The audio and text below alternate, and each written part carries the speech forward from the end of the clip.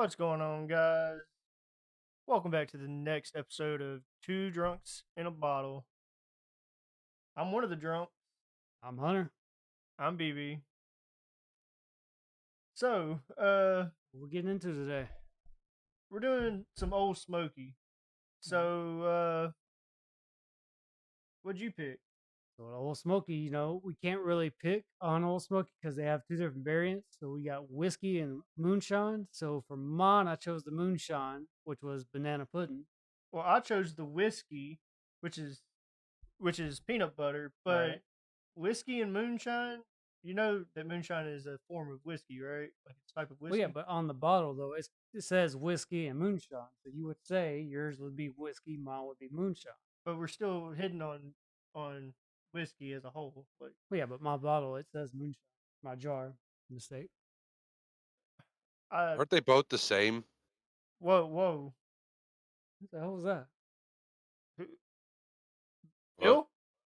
Yo, here I am. You can hear us? Yes, I have this ability. Oh. Well, I guess we're three drunks tonight. Yeah. Welcome aboard, Bill. Seems like you're our first guest on this podcast. So yeah.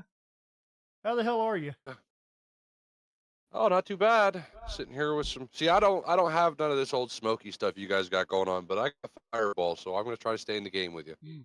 Well, hey, at least you're gonna hit a form of whiskey with us, and you're drinking with us. So we're drinking beer as well. I know Bill always has a beer on hand, so Same here.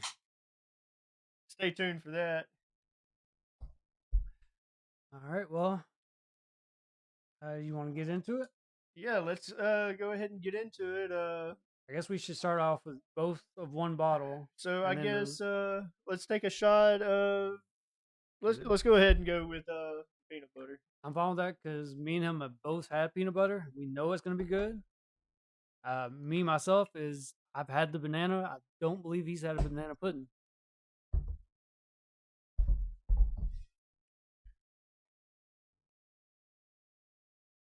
So since we actually have a guest tonight and have Bill here, Bill, do you want to start us off with a drunken whiskey story since we're hidden whiskey?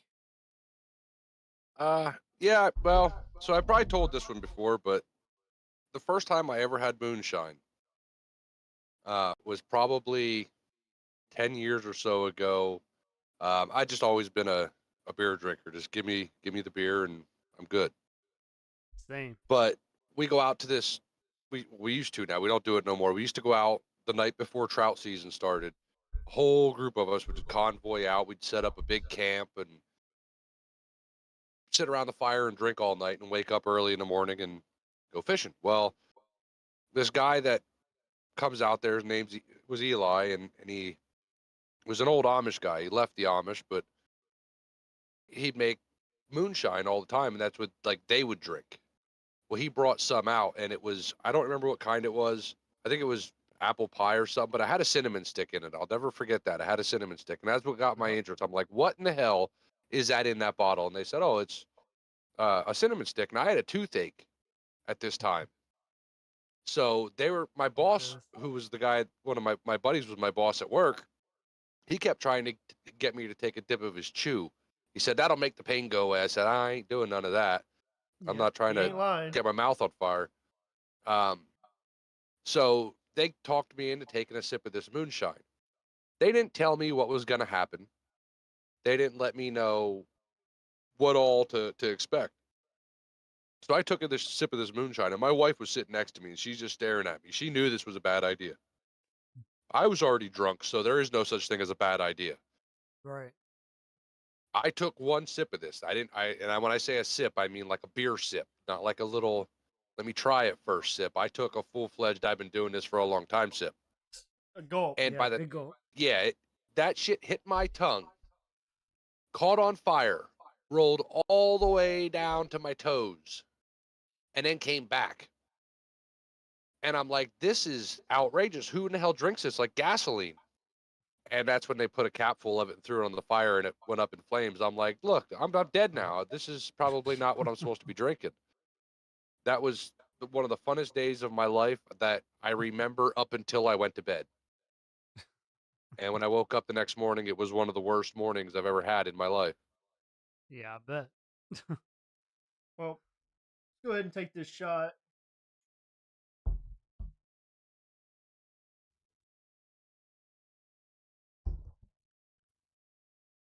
Peanut butter cup, man.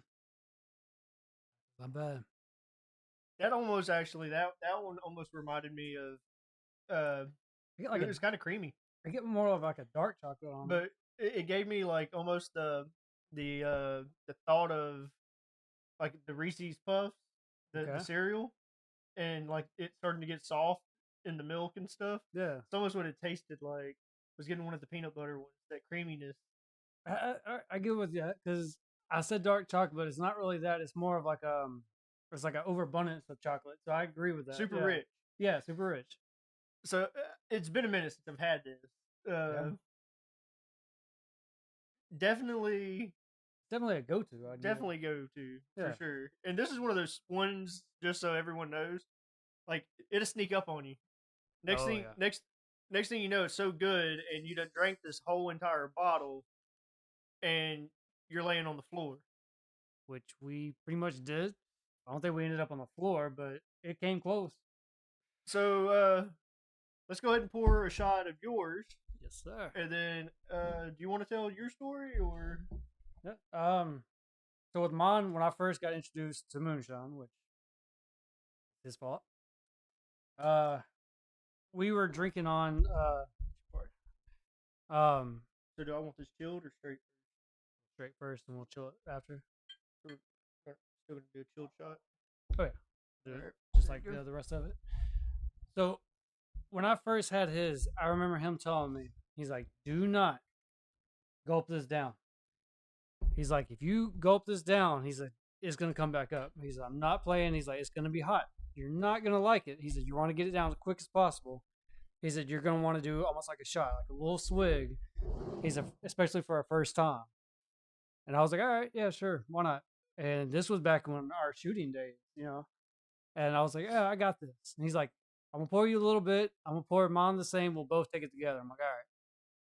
I remember as soon as it hit the back of my throat, it burned for sure. Like it wasn't like any other whiskeys because I want to say at that time we only had pretty much whiskeys to drink, and it I'm a wasn't. huge whiskey guy, so Yeah, more than likely that is all we had. so it was not like any of those I've had. It definitely burned a lot, but it was one of those where once you got the first one in, you can pound another in. Not that you're gonna drink a whole lot of them back to back, but they definitely got easier. So one night we were playing cards, and to be more specific, we were playing Waterfall, which, if you don't know, is a drinking game. And with us, we always tell everybody, you pick what you want to drink, whether it be beer, you want to pick a bottle. It's up to you. That's your choice. If you really want to get messed up, that's up to you. So I remember we all went over. It was probably about four of us. I remember you had yours. We had a buddy of ours. He couldn't drink. He had water because he had to be somewhere the next day. So when we defaulted on it, we gave him that, just so he could play. And I didn't see anything that I wanted to drink.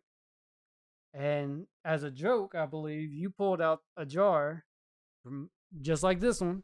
Not just like that one. It, it had a cinnamon stick in it, just like Bill described. no, it wasn't a flavored moonshine. No, this was the real Oh deal. wait, you did the clear? I thought it was the apple pie one that night. No, it was clear. It was the clear. Yeah, it was clear. Oh, I forgot So- about that. Yeah, it's not a flavored moonshine. This is straight. So what I was getting at was just the jar. So he had a jar that we took a couple sips out of or whatnot, and he's like, "I got this," and I'd been drinking already, so I was like, "You know what? Screw it. I'll play Waterfall with this." I had to be the tough guy, right? So we play Waterfall, and if you have any experience with Waterfall, you know it's going to mess you up. Think about what moonshine is going to do when you play Waterfall with it. So I remember we finished the game, and this jar, I can't remember where it started at. I'd say maybe a quarter, maybe. I had it down to half a jar. Yeah, it was pretty bad. Yeah. So like I said, we played one game of waterfall, and I drank. I would say I don't know how you were still standing, but you hadn't got to that part yet. Yeah, so we were all sitting down on the couch. Everybody had like a circle going around. Everybody had a chair, and I believe I was on a couch. And by the time I got done, like I said, I went from a quarter to about halfway for that jar. And we continued to play like other games, just kind of screwing around, trying to stay up. And I believe we played Never Have I Ever. I'm not sure if we played any other games, but I do remember staying up for Never Have I Ever, and I slowly started to fade away. And I mean, like, I was still awake, I was still talking to everybody, but I don't remember any of it. Like, I was gone, I was faded. And I had to get with 3 different people to tell me what happened the rest of that night. And so far from what I put together, and when I say I talked to 3 people, I had to have all of them tell me the same story. That way I can kind of determine what was the truth, because everybody kind of told me their own version of it. But I do remember them telling me that when the night came to an end, we had 2 of our buddies that came to his house, and I was going to catch a ride back home. And one of the buddies was like, "Yeah, I'll give you a ride back."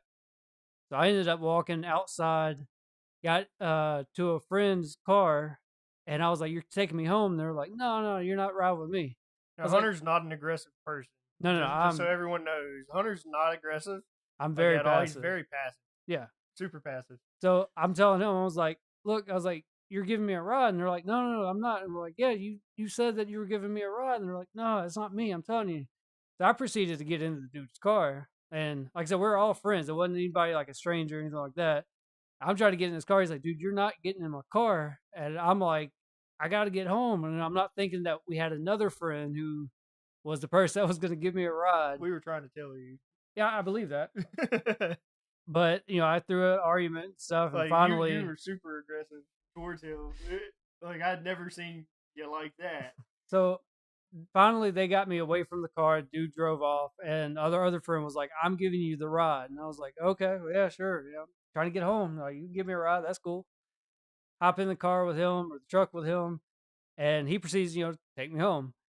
Well, during that ride home, I guess I got hungry. I wanted to go somewhere. I forget what restaurant. It was definitely a fast food place that stayed open, 24 hour or at least late night. Crystals. No, I don't think it was Crystals. No, it was Crystals. I'll have to get other friend to be sure, because I don't think it was Crystals. I do. If it wasn't Crystals, then it was might have been Hardee's. Maybe Hardee's. I think it was Hardee's. Like I said, I don't know for sure, but I know it wasn't Crystals. But I remember telling him, I was like, "Dude, you got to take me up here." He's like, "Yeah, I'm not taking you there." This is the same friend that he did not drink at all. He had water, And I'm telling him, I was like, "I really want Hardee's." He's like, "You got to take me to Hardee's." And he's like, "No," he's like, "You've been drinking." He's like, "I just want to, go ahead and get us home." He said, "It's already late at night." He's like, "I'm not trying to get us pulled over." He's like, "I really don't want to get us pulled over right now." And I remember telling him, I was like, "If you get us pulled over," it's like, "I'm telling the cop, you've been drinking and all this mess." And he's, fussing at me, from what he has told me, because, I'm faded at this point. I still don't remember any of this, not to my knowledge. And, he's having to argue with me, telling me, "I'm taking you straight home. Whatever you do, that's on you." So I finally get to the house. I don't remember exactly how. He might have walked me in. He might have just let me out right there, but I made it somehow inside to my bed. And from the time I woke up, that was when my memory came back. That's when I came back. And all I remember is, because at the time, I was with my mom and stuff, and my mom comes over. She's like, "Wake up, it's time for school." And she's shaking me. And I remember just kind of waking up to it and was like, "Oh, okay." You sure that was a time for school moment, or was that one of the moments where you worked for my mom, you didn't wake up the next day? Yeah, I think it was work now. Yeah, I don't think that was your college days. I remember somebody had woke me up for some reason, but that's it. I didn't work early. So he was working for my mom. Again, I don't remember most of this, but I remember being woken up. They shook me and stuff. And I remember I was like, "Okay, okay." And then I just felt that, urge, come up your chest. And I just leaned over the bed and it just came out everywhere. And I was like, "Shouldn't have shook me." And like till this day, they will not let me live that down. They always bring it up to me. Anytime we have the moonshine, they're like, "You want to play with moonshine?" And I'm like, "No, really don't. I've had my moment." I've learned that moonshine is not a toy anymore. Yeah. I can vouch. I'm stuck between mine that I want to tell. I don't know if I want to go wedding bells or if I want to go 4-wheeler. I've told you the 4-wheeler story, haven't I? I was, yeah. You weren't there for the 4-wheeler story. No, I was saying I was there. You told me. Both stories are quick. I could probably tell both, but Yeah, take this shot. Let's see what this banana pudding's about. should be good.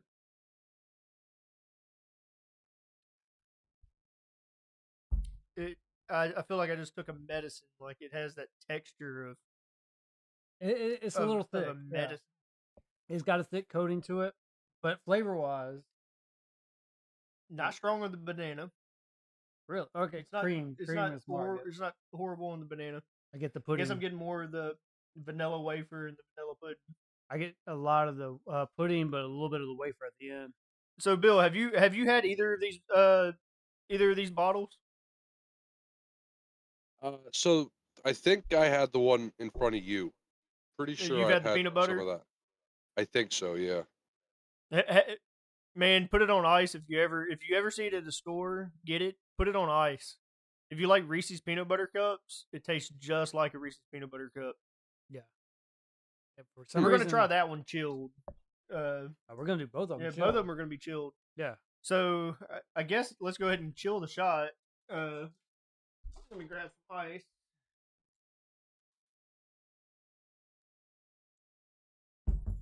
And so since we just did the banana, let's do the banana again.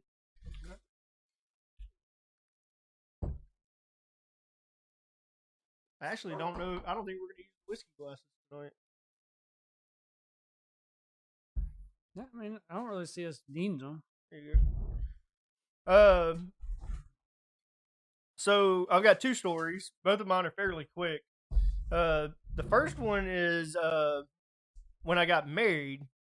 So the day of my wedding, I had the wedding jitters, and we're at the place that we're getting married and stuff, and I'm getting ready, and one of my you've heard me talk about Cowboy and you've heard me talk about Kathy, Mama Cat. So you've heard me talk about both of them, and so he sees that I'm nervous, and he was like, "I've got just the perfect thing to help your nerves." And he was like, "Any of your guys want to take their calm their nerves a little bit as well?" Well, he pulls out a jar of 100 proof white lightning, homemade, Real deal. and he says, "Here, take a shot of this." And now with moonshine, I don't know how most people are, but when we say shot, like a glass wasn't pulled out, a shot glass wasn't pulled out. Like a swig. You're taking a swig, a swig out of the jar. So I think we ended up taking 2 swigs apiece. Yeah, we passed it around, and I still had the jitters. Got to the arch. I think that's how it started. Got the arch got to the arch at the ceremony. Yep. And was almost about to be running late. Fill my pockets, and my wedding vows aren't in my pocket. Like I hand wrote my wedding vows, and they're not in my pocket. So I get on the 4-wheeler and haul ass to go get my wedding vows. Yeah, I remember that. That was a fun one. Yeah, I was there for around the people, and the people were like, "Where's he going?" We're like, I don't know." Everybody was freaking out about that one. So then my next one was my father-in-law and me were drinking around a bonfire one night, and we're just having general conversation, and this just show you how moonshine affects people. So we're drinking beer and we're drinking moonshine. Well, at some point in all of this going down, me and him get into an argument over a white lawn chair, one of them white plastic lawn chairs, and we're sitting there and we're talking, and I guess he said something to me, and I threw his lawn chair and I broke it. And pretty much he was like, "You broke my fucking chair," and I was like, "Well, fuck you. I'm getting out of here. I'm gonna go take a ride on the 4-wheeler." So you know that song "Chicks Dig It"? Like you know that song, Bill? Uh, The chicks dig it. Like, hey y'all, watch this. nope, I don't think So I've heard that one. well, pretty much it's like I'm Superman. So I'm like, I'm gonna get on my 4-wheeler and I'm gonna take off. And I've got a full beer in my hand. Just opened it. Probably took 1 or 2 sips out of it. And I'm driving down this straightaway. You remember that straightaway that they had that had the trees over the top of it and stuff? It was real pretty in the daytime. You actually took me on a walk to show me that. Yeah. So I'm driving this 4-wheeler and I'm going as fast as I can down this trail. Well, I guess I probably looked down to take a sip of my beer or something. Next thing I know, I hit a tree, fly over the handlebars. My beer did not spill. My father-in-law went out the next day and saw my beer standing straight up, and he was like, "This motherfucker done threw his beer can in my yard." Well, so he wakes me up the next morning and he's like, how you feeling?" And I was like, "I feel fine. Why?" And he was like, "Have you looked at your 4-wheeler?" And I was like, "Nope. I done bent the brush guard on my 4-wheeler." Then he talks about the beer and he was like, "So I was really mad," and was like, "You littered. Like you threw your beer can in my yard." He was like, "Till I went up and it's standing straight up and I fill it and it's about half full." He was like, "I know." He was like, I was like, "That's not you. Like, you're not gonna just leave a beer." Who you got right there in chat? Is that So Steve? I see a couple people watching. I'm hoping they're still there. We have Cosmetech, South Coast Ace, and Decoy NDA. So Decoy NDA, that's Steve. Ace. I believe our feed right now is a little ways, so it might take a second for them to respond right away. But hopefully they're still in chat as well. So ended up wrecking the 4-wheeler. You saw the scar on the tree, like that showed you that I did it. I sold that 4-wheeler shortly after that. Yeah.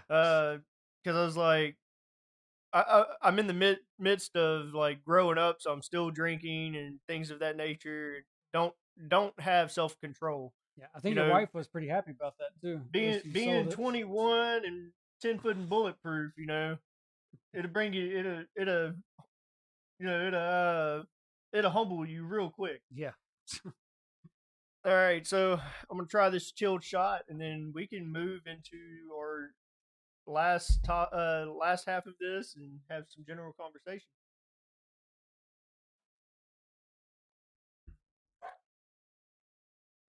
Right off the bat, it tastes the same. It's just cold. I really don't taste too much of a difference. I taste a lot more of the cream. I guess got more the banana. pudding. Really, more banana. I got more banana off of that. Well, see, for me, when I did it, my first shot, I got banana right off the bat. But to me, it's one of those. I think we still are going to use the whiskey glasses because we're going to pour a shot of each. Try and mix peanut butter banana. You heard it here, folks. What do you think about that, Bill? Peanut butter banana.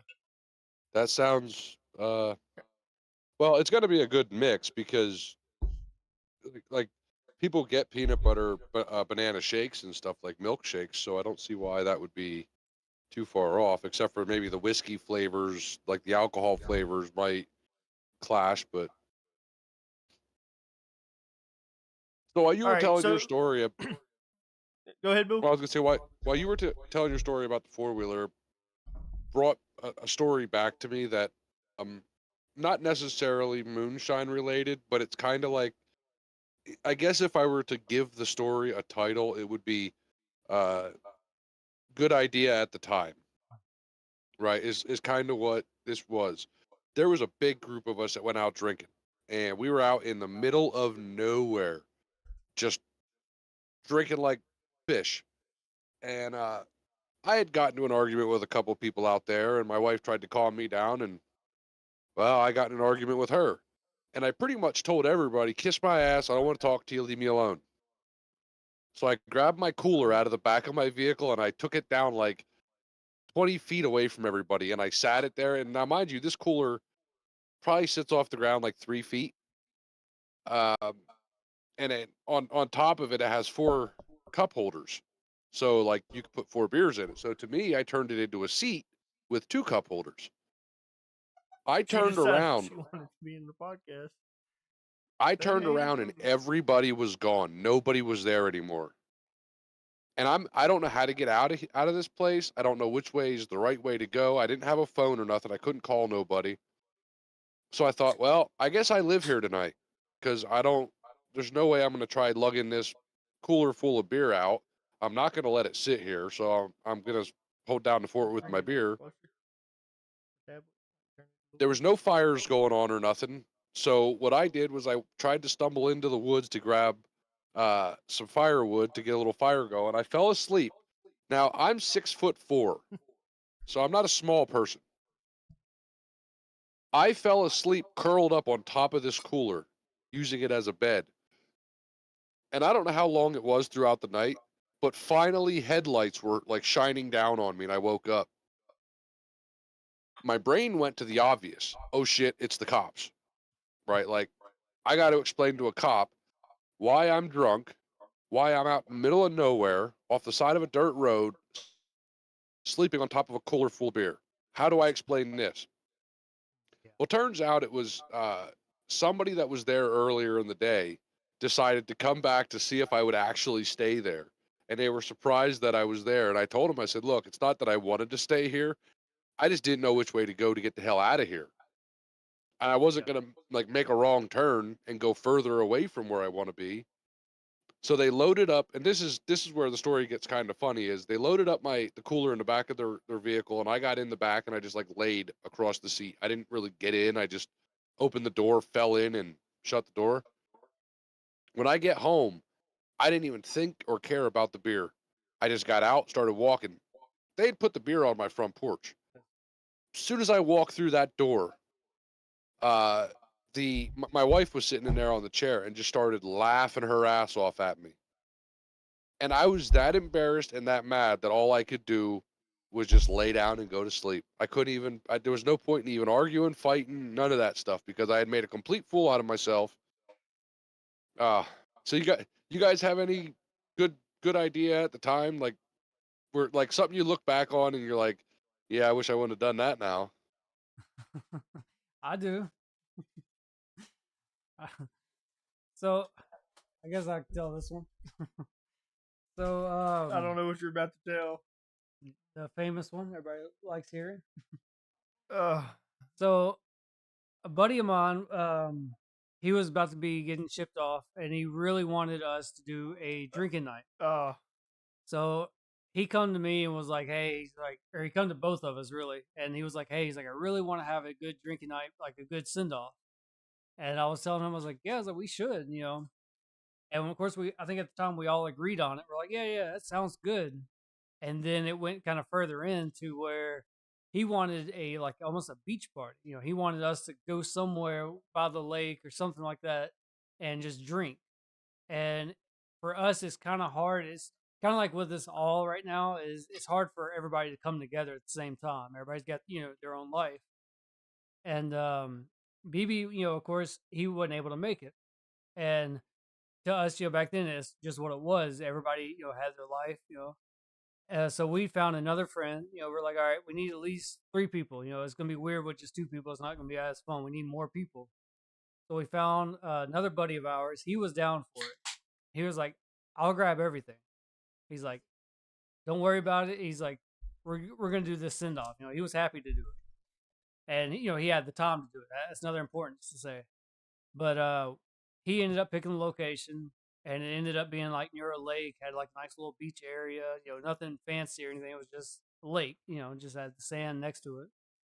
And he picked up, I want to say maybe like 36 cans of beer. I know we went through like 2 or 3 different packs.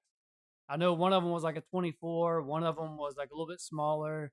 We had short cans and tall boys. And we spent the night out there. And this is starting, I'd say, maybe about 7 o'clock. us going out there and just drinking, having a little bonfire, and we drank the whole entire night. We all stayed up, and we get to a point to where everybody's like, "All right, we're calling it." This is like late. It's early in the morning type. Sun's almost about to come up, and we're about to fall out on the ground type things. We all get back in the car. Everybody has their own spot. They had the driver in the passenger seat. They had their seats laid back. I was in the back seat, laid across, and we slept there that night.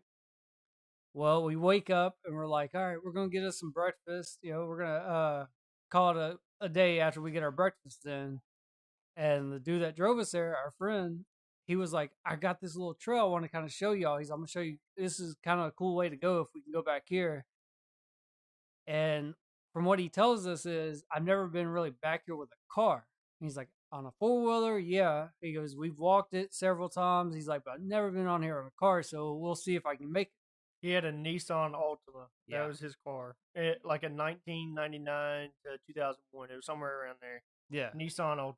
So we come down this little road, and he's kind of explaining us different things. He's like, okay, if you go this way, it'll lead you around here. He's like, this is kind of where we did this, that sort of thing. Well, we come up to like a little fork in the road, and we have literally two options, or I guess three. Either take a left, take a right, and these are slanted, or turn back around. Now he's trying to show us this area, and he's on like a story rant. And we come up to the fork. He's like, well, I can't go down this way. So down this one road is you come down and you come back up. Well, in this down part is nothing but water. Like there's no way we're going to make it. You look to the right, it's almost like a hill going up, and it's literally just a road. It's a dirt road, but it's a road. No water, no nothing. We're like, we can make this. So we go down this road, and as we're going down, he hits the only little hole on this road. Like I said, this is mud. It's not like an actual pavement or anything like that. So when we hit in this little hole, we sink the tire in. And it's not that bad, but his first, it's a car. His first option was, let me see if I can back out. And he's just spinning tires, trying to go out, trying to go forward. It's not working, and we ended up sinking the whole thing in. And we're like, all right, we'll call somebody. We'll start calling people. The first person we call, of course, is BB. And BB's like, I got stuff I got to do. Y'all are far out. He goes, I told y'all don't go. He goes, I had just bought a 2-wheel drive GMC Sierra. 2-wheel drive. Yeah. With all terrains. And then they tell me the location of this place. That's really what got it, yeah. And I knew the location and was like, big trucks go down there and don't come back. Sorry, but cool. Sorry to take over your story. No, you're good. You're cool. giving your insight on it. So cool. I'll go and get you guys out. That's just fine. No. So at first we didn't get that. At first you're like, no, I'm not going out there. I told y'all don't go out there, right? And we were like, okay, well, our friend that got us stuck, he was like, you know what? We can make it across over here. He's like, if the water's not too high, he's like, should be able to cross over. And there's a perfect, breakfast spot right over there. He's like, the only bad news is it's about an hour and a half to 2 hour walk. He's like, so, we got to walk a little bit to get there. He goes, either that or we stay in the car and we get hungry. They're like, we got time to kill. No one's saying that they can come get us right now, that it's going to be later if we do get a ride. And so going back on that, we had one person tell us, I'm at work. I can come get y'all when I get off. I get off this certain time. So we were going to hang out at the breakfast spot he was talking about. This is what led us to this. So we get to walking, and we're like, all right, it's going to be a good little walk, but we're down to do this. So we get to walk in this nice little trail near the water, and we're going across. And it's a rough little spot because, we're crossing over all this mud. We're crossing over like little water trails where we have to step on rocks, not trying to fall in. We'll get all the way down there. And dude tells us, yeah, hate to tell y'all, but the water's too high. We can't cross. So we had to turn all the way back. Get all the way back. At this point, we're thirsty. The sun's done wore us out. And we get to the car. We're like, all right, we're going to definitely rest. We're going to stay here, kind of recuperate. And immediately we asked, all right, well, do we have anything to drink? And the dude's like, well, we got beer. I was like, wait, do we not have water? And this might have been my friend that was asking this part, but he was like, do we not have water? And he's like, no, we got beer. He goes, I don't think we really thought about water. So we don't have any water. We got beer. We're in the car. And this killed a lot of time, but we had nothing else to do. And the one thing that he could offer us at the moment was peppermints. That he has like a bag full of peppermints. Think of like Sonic peppermints. He And, worked at Sonic, so that's yeah. why he had peppermint. So he has this They bag. were Sonic peppermint. Yeah, he has this bag full of nothing but peppermint. He's like, I got peppermints. So we each just take peppermints, just sucking on a peppermint, trying to, get a little bit of liquid off of it. And finally, we get a couple people start texting us back like, hey, I'm getting off work. We can head that way. And then we try and call it either we try to call you or you called us. I can't remember. But this was right when you told us, you're like, all right, look, I'm going to head that way and see what I can do. I'll bring some snacks and drinks, but I'm heading that way. I don't know when I'll get there, but I'm heading that way. We're like, cool, we'll take all the people we can get, because we don't know who's coming and when they're coming. So we're not telling this whole story. No. I'm not getting to the pissed off because I was pissed. So we're not getting to my pissed off point because this story pisses me off when we get to all of it. So finally, we get enough people say they're coming. We get like maybe 2 or 3 people, and we get one truck out there. He's supposedly on his way. The first person we see is BB. He's able to get us out of this little hole that we're in. I get them completely out. Yeah, we're good. That's about where this story's going to end. Yeah. So we're good at this point. He gets us out, and then we start getting all these people. They're coming this way and type stuff. Now, I'll leave the rest of it out because BB doesn't want me to finish it. All I'm going to say is, remember, I just bought this truck, and it was 2-wheel drive. So, let's just say I got one thing unstuck, and then got another one stuck. But I got mine stuck better. So, yeah, when you talk about things that you wish wouldn't have happened, yeah, that was kind of a bad part for that first day. The night part was perfect. We had a great time. That morning part, yeah. We could have avoided all that. So, just for the few people watching, think of some questions that you want to ask Bill. So, just to give a little bit of background on Bill before we take this next shot. Bill is a former DOJ member. Bill was also a part of DOJ staff. So, if there's any questions about DOJ that you want to ask him, feel free to put it in the chat. I've got a couple that I may ask him. We're going to spend the last half of this kind of grilling Bill a little bit and having some general conversation with him. So, yeah. All right.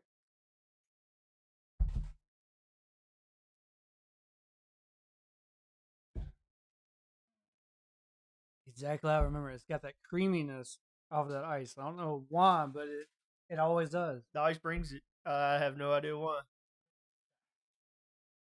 I mean, I'm not going to lie to you. The peanut butter beats the banana pudding.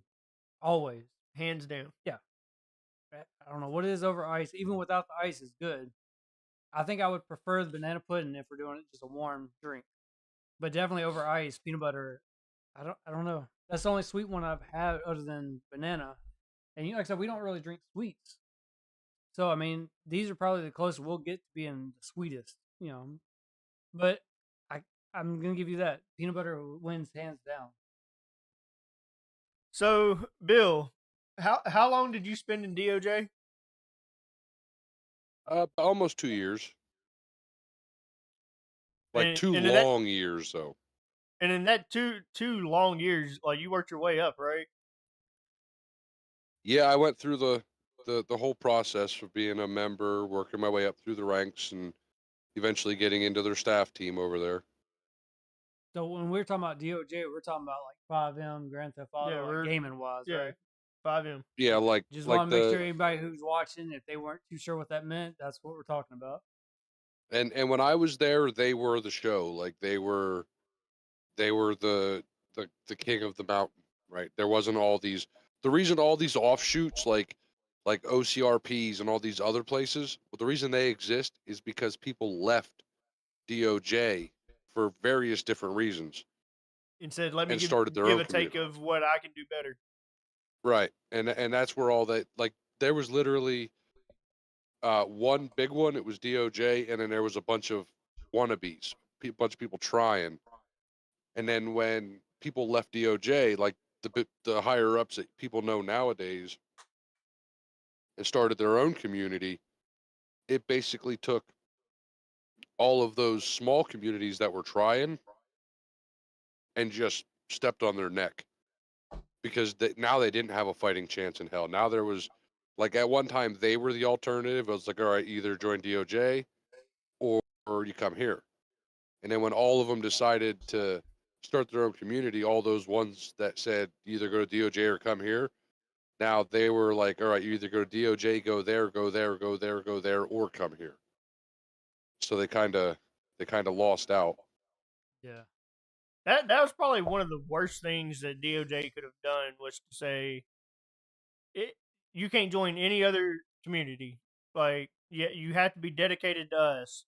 And me and you have had multiple conversations about that. And it's, did you buy my game? Do you pay for my internet?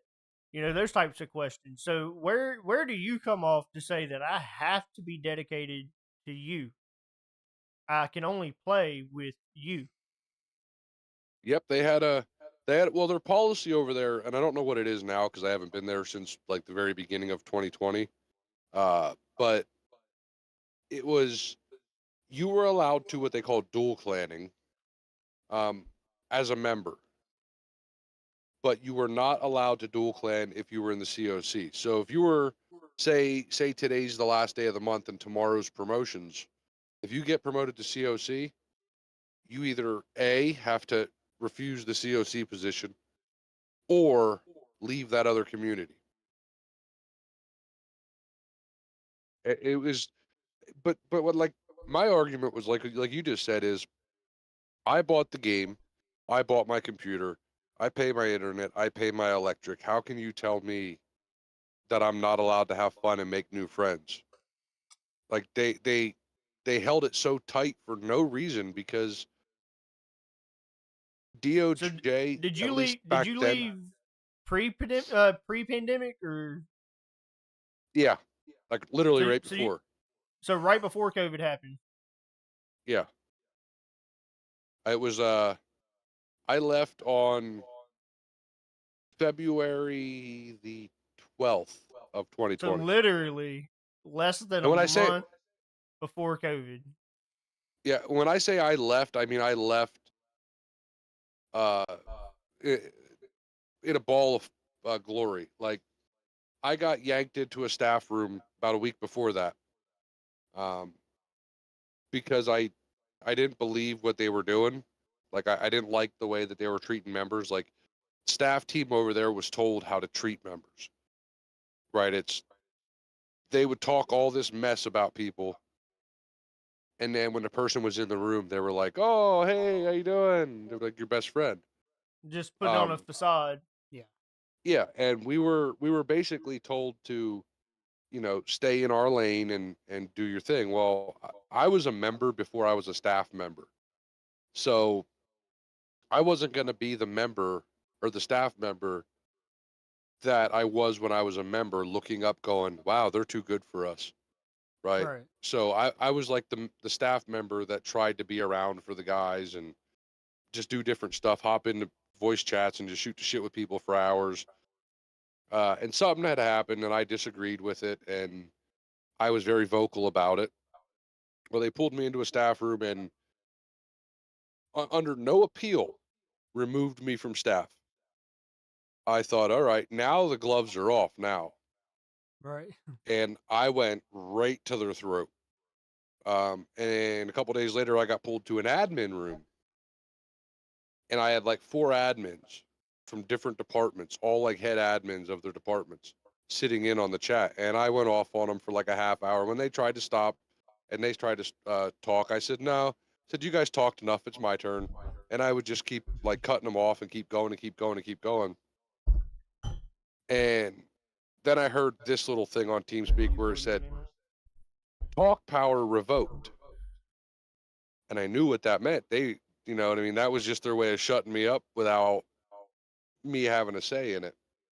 So eventually my talk power was restored, and it was them just telling me that, hey, at this time I'm being removed from the community. And I said, you don't have to worry about removing me. I said, I'll remove myself. And I said, I know the way these staffing things end. It's you always want the person who's being staffed to leave first and all this other stuff. I said, you don't have to worry about giving me that spiel. I said, here, this is good enough for you. Bam, and I left left the TeamSpeak channel. And this was kind of a dick thing for me to do, but I did it anyway. I immediately logged into the server because if you're in the server and they remove your whitelisting, it doesn't take effect until you try to log back in, right? So I thought, I'm just going to get in the server and just hang out. I'm not even going to do nothing. I'm just going to sit in here. I got kicked out of all the Discords almost instantly. So at some point, like an all points bulletin was put out to make sure that I was not in a server. And all I seen was just like 10 people join. And they were all staff members and all admins. So it didn't take long for them to kick me out of the server. And that pretty much ended my career there. But their patrols over there are so, they, like what the videos you watch from, I'm not going to say his name, but the things were PC. Uh, they were all fake. All fake. Not a single one of them were real. I mean, everyone knows who you're talking about. Like, yeah, I don't want to He's saying dignify out it of by saying respect, his name. he's yeah, like, out of respect for the dude, because like, I mean, great dude. I, You know. no, out of no respect for the dude. Oh, you're talking about the other dude. Yeah, Me and you're on two separate pages. I'm talking about Bugs. no, I know. Yeah, no, he's a great dude. I'm talking about the guy that was running the ship that Yeah, his you're initials were talking about. PC. I'll just do it. Yeah, PC. I was gonna give him some numbers and just do 324. Yeah, that guy. But his Good lord. patrols were all scheduled, all scripted. At least, well, he got kicked out of his own community now, so um, That that says tells you something. how that worked. Yeah, that tells you Right. how Yeah. scumbaggy he was. But so we would get into patrols, and you know, if it was like him, say it was him, Bugs, and Jeff, and they were doing something in the county, they would let the LEOs know, hey, we're going to be in harmony, and we're going to do like a bunch of roll in harmony, so it looks like we're trying to avoid you guys committing crimes and all this stuff, but really just stay in Sandy Shores, and we want it when we're ready to get caught, we'll come to you, and you'll know to come pull us over because we'll do something stupid like fly past you or you know pull up next to you and start throwing stuff at you or whatever the case may be. Um, there's a prime example of when that failed. It was one of the snow videos where a cop didn't get that memo and they drove down Route 68 and they all started throwing snowballs at him from the top of the 24/7 or whatever that is there, and like right across the street from the dollar bills. Um, and the cop just literally stopped in the middle of the road. A couple seconds later, flipped on his lights because he had no idea what the hell was going on. He didn't know that they were recording a video. Um, yeah, that was that community is something else. I'm glad I left there. I left there with their blessing. Started my own community, and within 3 months of having a community, my community was blacklisted from DOJ. I'm glad you. I'm glad you brought that up. Brought up the community. So as most of you know, I am over United Roleplay. Uh, and if it wasn't for Bill, there would be no United Roleplay. Uh, he helped me create United and turn it into what it is today, and we still have members joining. And some of you come from these live streams. Uh, but Bill is the owner of SAFR, and we have a partnership and we have actually increased that partnership a little bit more here recently. We're now actually migrating and going under one umbrella. And when I say go under one umbrella, we are going to be under the same VPS. We're going to be under the same website. So I'm go ahead and blacklist United Roleplay because you know DOJ is going to go ahead and do that probably after some of this. uh, Yeah, I wouldn't doubt it.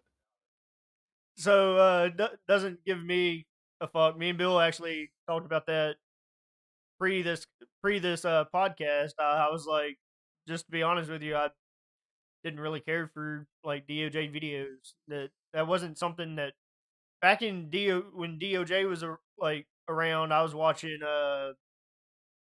One Ocean 10, watching SAF, uh, and that's what piqued my interest in 5M and things of that nature. And then I started watching Bugs and Jeff once OCRP was created. Uh, but right now we're running a dual community, is what we're working on doing. Something that's unheard of. Yeah, you're not going to really find that anywhere else where one community will go out of their way to try to help another one grow or even get established. Not to let alone just be established, but constantly, even before URP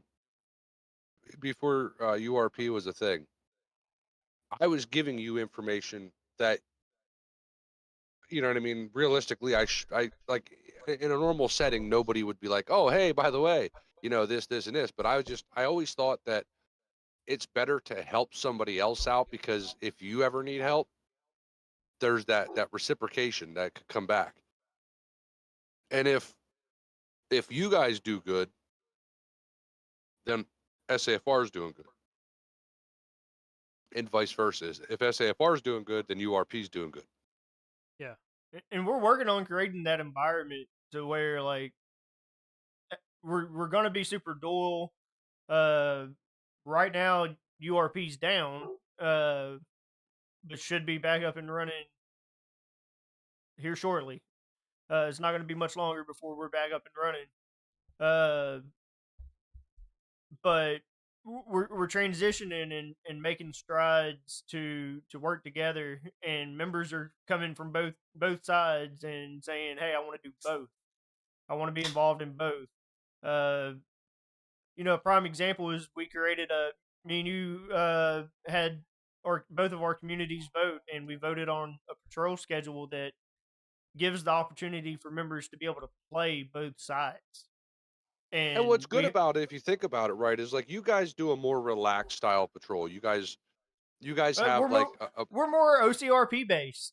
Just yeah, to throw you're it out going there, into like that you're going into that like that structured unstructured deal where it's like there's a structure of this is what we do, but the limitations on what you do to get there is kind of up to you. Like, you could go a little outside the box, a little inside the box, as long as you don't make the box fall apart.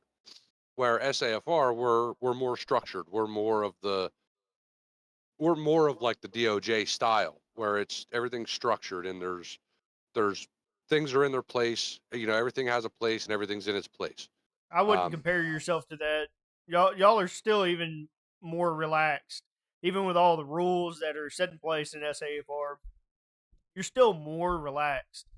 Uh, well, if you look at it, like you've been there for in SAFR for a while, the rules are there, but how often do you actually have to refer to them? Like, you know what I mean? They're common sense rules that you shouldn't just break. Like, but if you don't write them down, if you don't put them there, then somebody has a reason to say, "I you, didn't you know." know, you don't have to enforce it until it needs to be enforced. Kind of thing. Like it's not nepotism or favoritism, whatever you want to call it. It's none of that going on because no one's going to be picked on in either community. Like the goal is you get to be creative and create your role play, and that's all that we ask for. But don't treat our servers like a Grand Theft Auto online server. No. There's too much time invested than to be able to treat it like that. And that's why, like you said, those rules are in place so that if they do have to be enforced, it's quick for us to refer back to it and say, "Look, you did this, and this is why you're having." Uh, there's consequences to your actions. Yeah, it's simple stuff, and like I told you, on the side of everything is that uh we kind of have relaxed patrols, right? Like we don't really go super in depth and enforce stuff. Our civilians, that's a different story where we like civ character building, where you start off as probationary. Doesn't matter. You have to learn to role play. So, and say somebody comes from another community and uh their role playing over there is different from what we do. Like they're allowed to do whatever. But over here, our structure is probationary, Civ 1, Civ 2, Civ 3, Civ 4. Each one allows you to do a little bit different before you get into the priority stuff and the shooting and running from the cops. It Right. means that now this character started off, so you got John Doe, your character started off as probationary, doing speeding tickets and simple thefts and stuff. That means by the time he gets to where he could do 1080s and priorities, does his record justify him doing it? Did you build up enough of a history for him to do it? Which means that you would have had to have been creating scenes this whole time.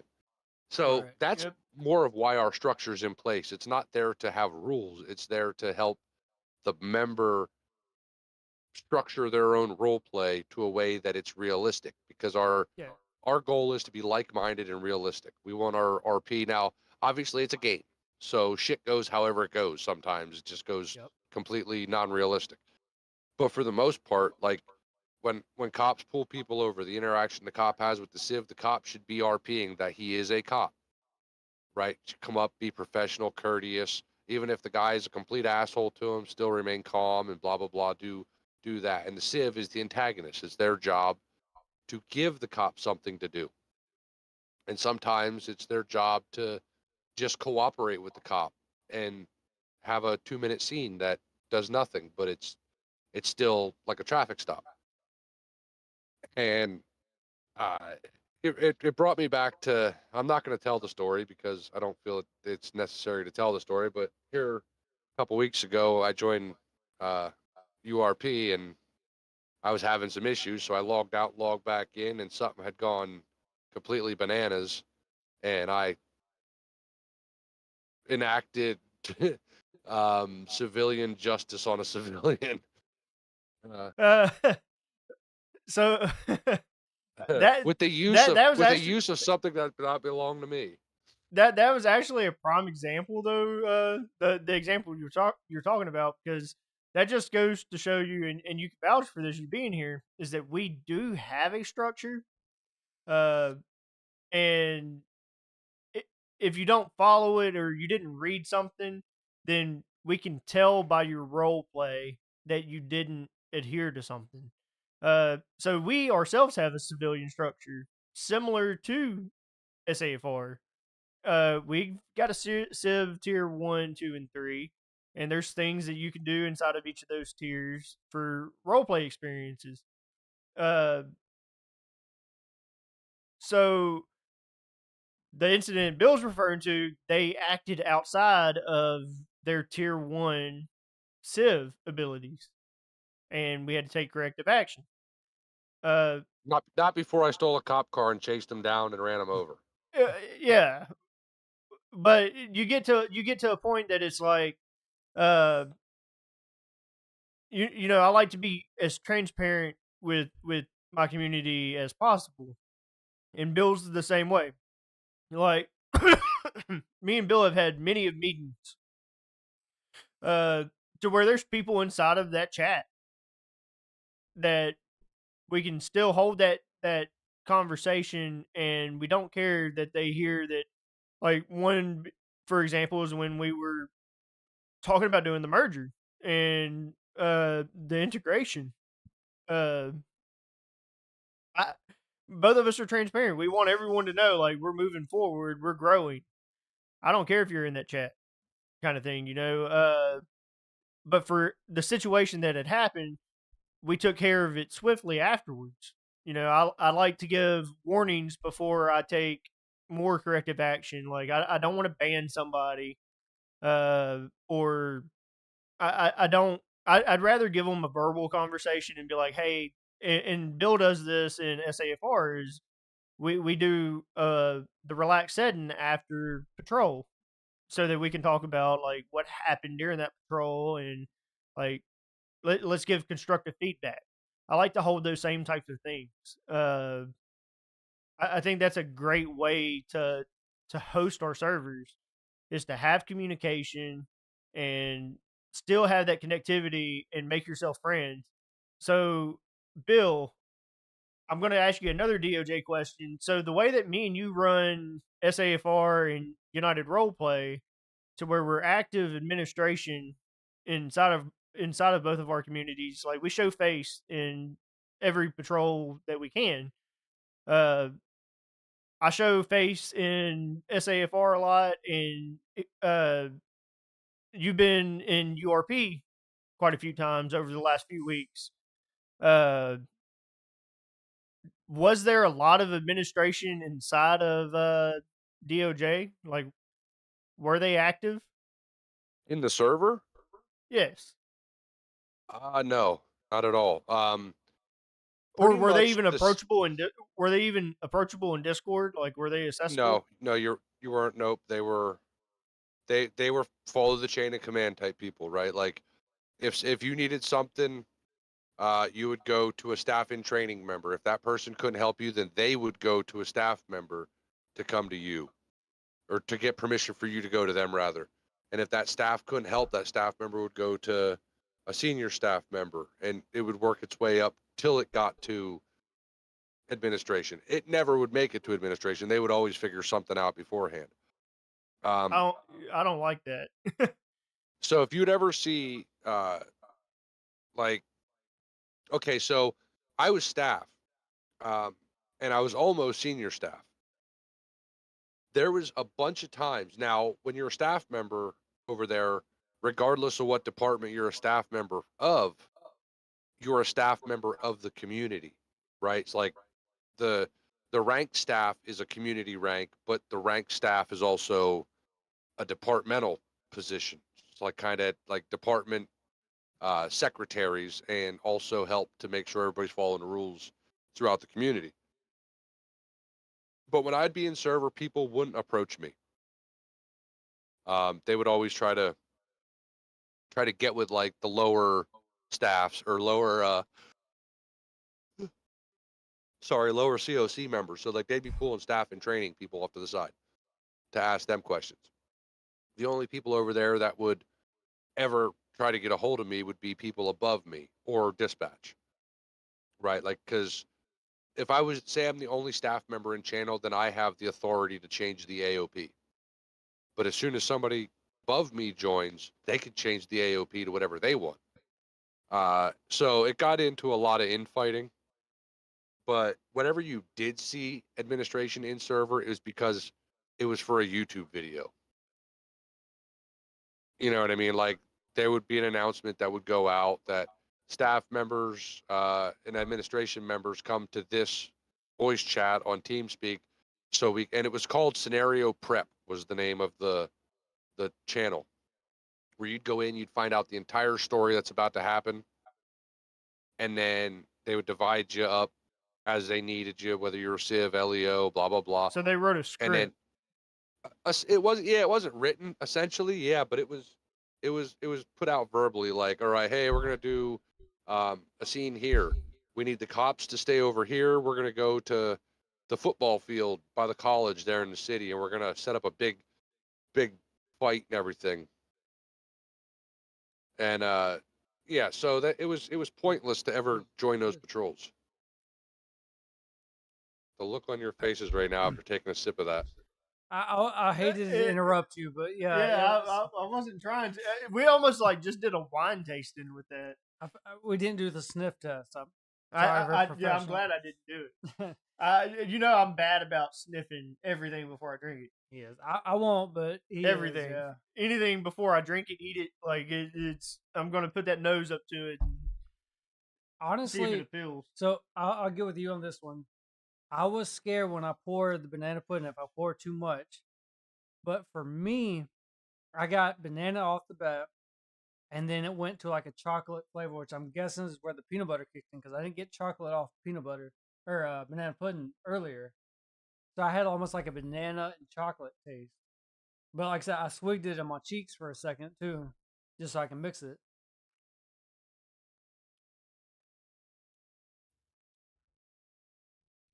I mean, I will say that's not bad. Now, when we do this, like, just throwing it out there because, like, we really didn't, or Bill could attest. So, like, was our face like noticeable, or was it more like we're trying to think? Oh of yeah, it was almost like uh, it was almost like you smelled something bad, like, and you both realized like somebody Okay. farted. It almost looked like somebody farted, and you both looked at each other like, "Who's gonna own that?" That's So what I that's gave what my I got. opinion. So I gave my opinion. What's your opinion on that? And what was your flavors that you got? Is the best way to say it. So it was like peanut butter and banana. It wasn't even like take out the pudding, take out the vanilla wafers. Yeah, agreed. Yep. And just that peanut butter ran through that banana. It was almost like you got peanut butter out of a Jif jar. Okay. And rubbed it across the top of that banana. It just was like, okay, So boom. So my question would be, what flavor did you say first? Was it peanut butter or banana? I got the peanut butter before I got Okay. I got the peanut butter before I got the banana. See, for me, I got banana, and it was almost like a chocolate flavor. But I mean, I know that's the peanut butter kicking in, but to me, it was almost a banana and chocolate. But I mean, that's what I like hearing though is like your taste buds. So now, taking consideration too, we've been drinking liquors for almost 10 years. Uh, so when this may be strong to somebody. Yeah, We've had that. We've had that conversation. Well, not even that we've had that conversation. We've watched it to where me and you take something, and we're like, "Man, that was really good." And and next thing you know, they're sour pussing, and they're like, "That was really hot." So and it's like, I'll add when I say conversation. I know me and you talked about it. You know, whether it be on the podcast or just me and you like bullshit and stuff. But I meant like conversation with other people that would tell us that. You know, have you had that bill to where like you can take something and you're like, "I've been doing this for so long," or maybe like that's someone not else that bad. someone else does it, and they're like, "That was really rough." Yeah. Yeah, I've definitely had it where like, something that you started off drinking, you're like, "Oh shit, that's potent." But the more you drink it, the more of a tolerance you build up to it, and then you're like, "All right." Your body knows, your brain goes, "Okay, I know what this is. Switch that gear on so it don't taste like shit." Right. You know, I mean, we've But talked about that before too. somebody else that doesn't have that experience is like, "Oh, well, he drank it fine. Let me take a sip." Whoop. Oh no. So I We messed a lot of people up that way. I brought that conversation up on purpose. Uh, we've got one more thing to show everybody. We're going to continue to talk before we do this, but I'm going to go ahead and show everybody there's a third drink tonight. A little bit of a surprise for everybody, yeah. Like, are you surprised? I'm not surprised. You're not? I'm happy. Bill might be surprised because Bill Yeah, is I in don't the know dark what this is. Bill is in the dark and doesn't know what's about to come out. Are you ready for this, Bill? Yeah. Oh, you brought water. Yeah. That's water right there. Can I go? Yeah, I'm gonna go up to the camera. I want to show them I want to show the camera something. Or actually, I'm gonna let you go to the camera because I want to explain it. So, do you know what I'm gonna have you do? You already know I'm gonna have you. What I'm gonna have you do? All right. So, so Hunter's gonna show you the bottle of moonshine. So like Vanna White. So the faster that the bubbles dissipate, is the higher the proof of alcohol that it is, the longer it takes for them to dissipate, the lower the proof of alcohol it is. I'm betting that those bubbles dissipate really quick, fast, and in a hurry.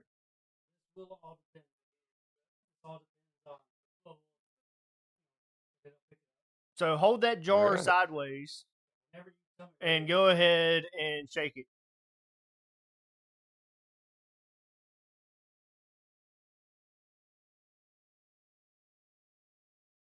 See how they dissipated really quickly? Actually, that camera's picking it up really great. So that's over 100 proof jar of moonshine right there.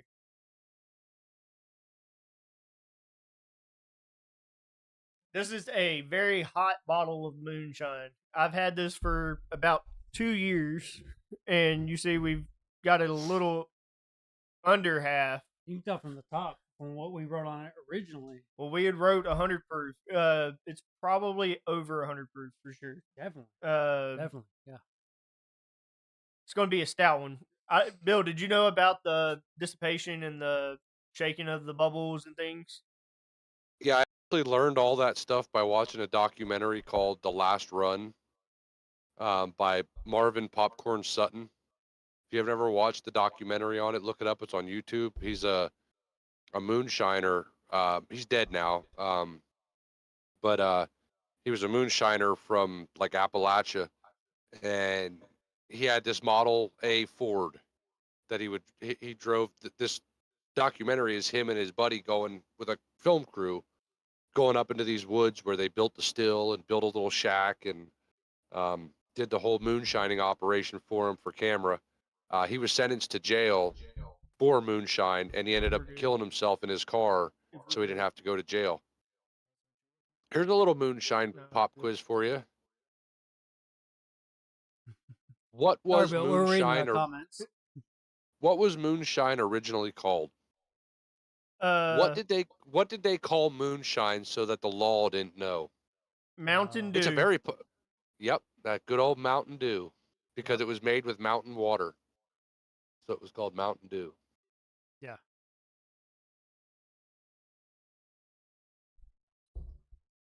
We're gonna try that.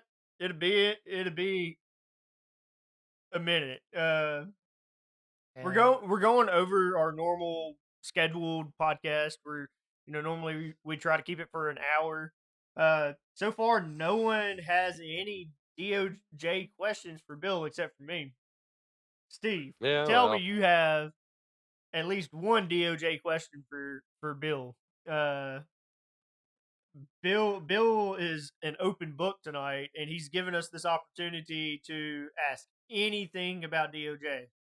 I've tried to hit more of like the business aspect of it, just because that's the kind of person I am, and me and Bill are literally running two businesses. Just to see like if I feel like we're running our businesses in a really great direction.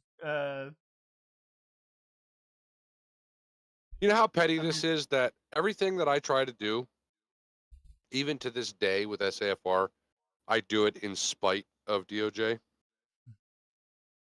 Like, I have no part of me that's like, all right, I ain't been there for 3 years, going on 4 years, enough's enough, to hell with them. Nope. I have it.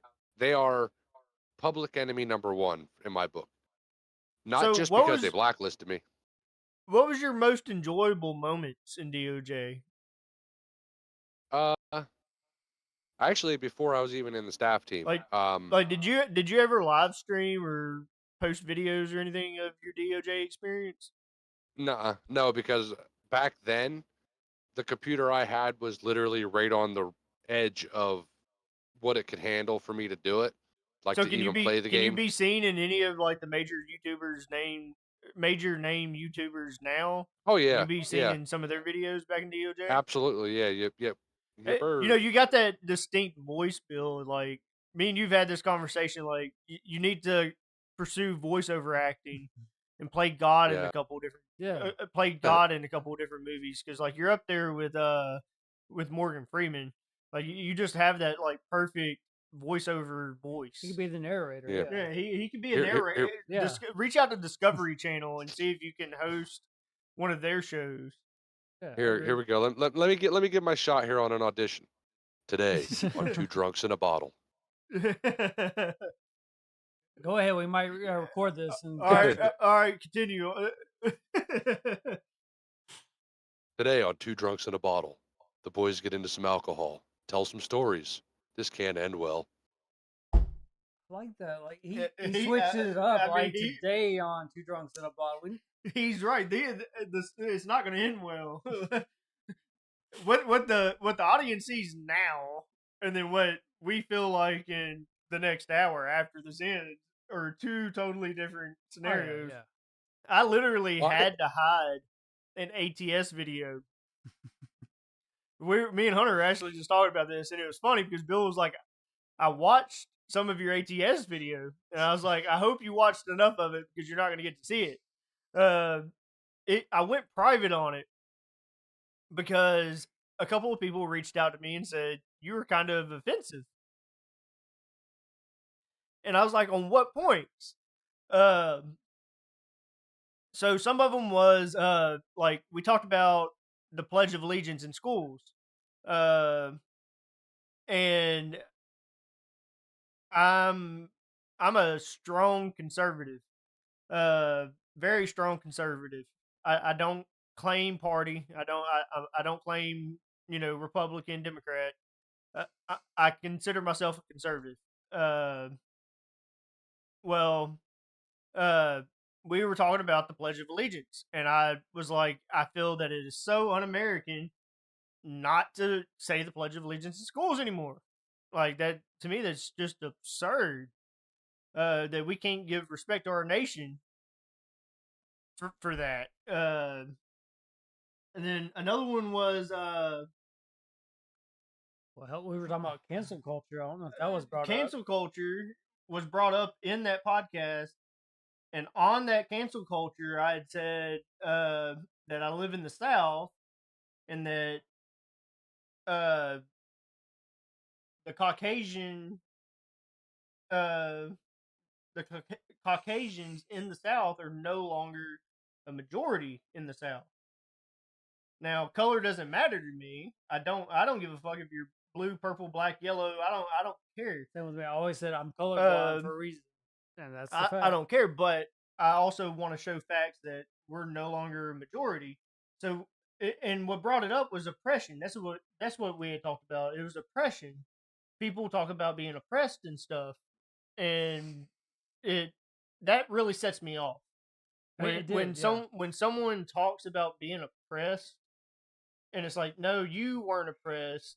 Your grandfather, great grandfather might have been, but you yourself were not. Like, you have the same freedoms that I have. Yeah. So I agree with that.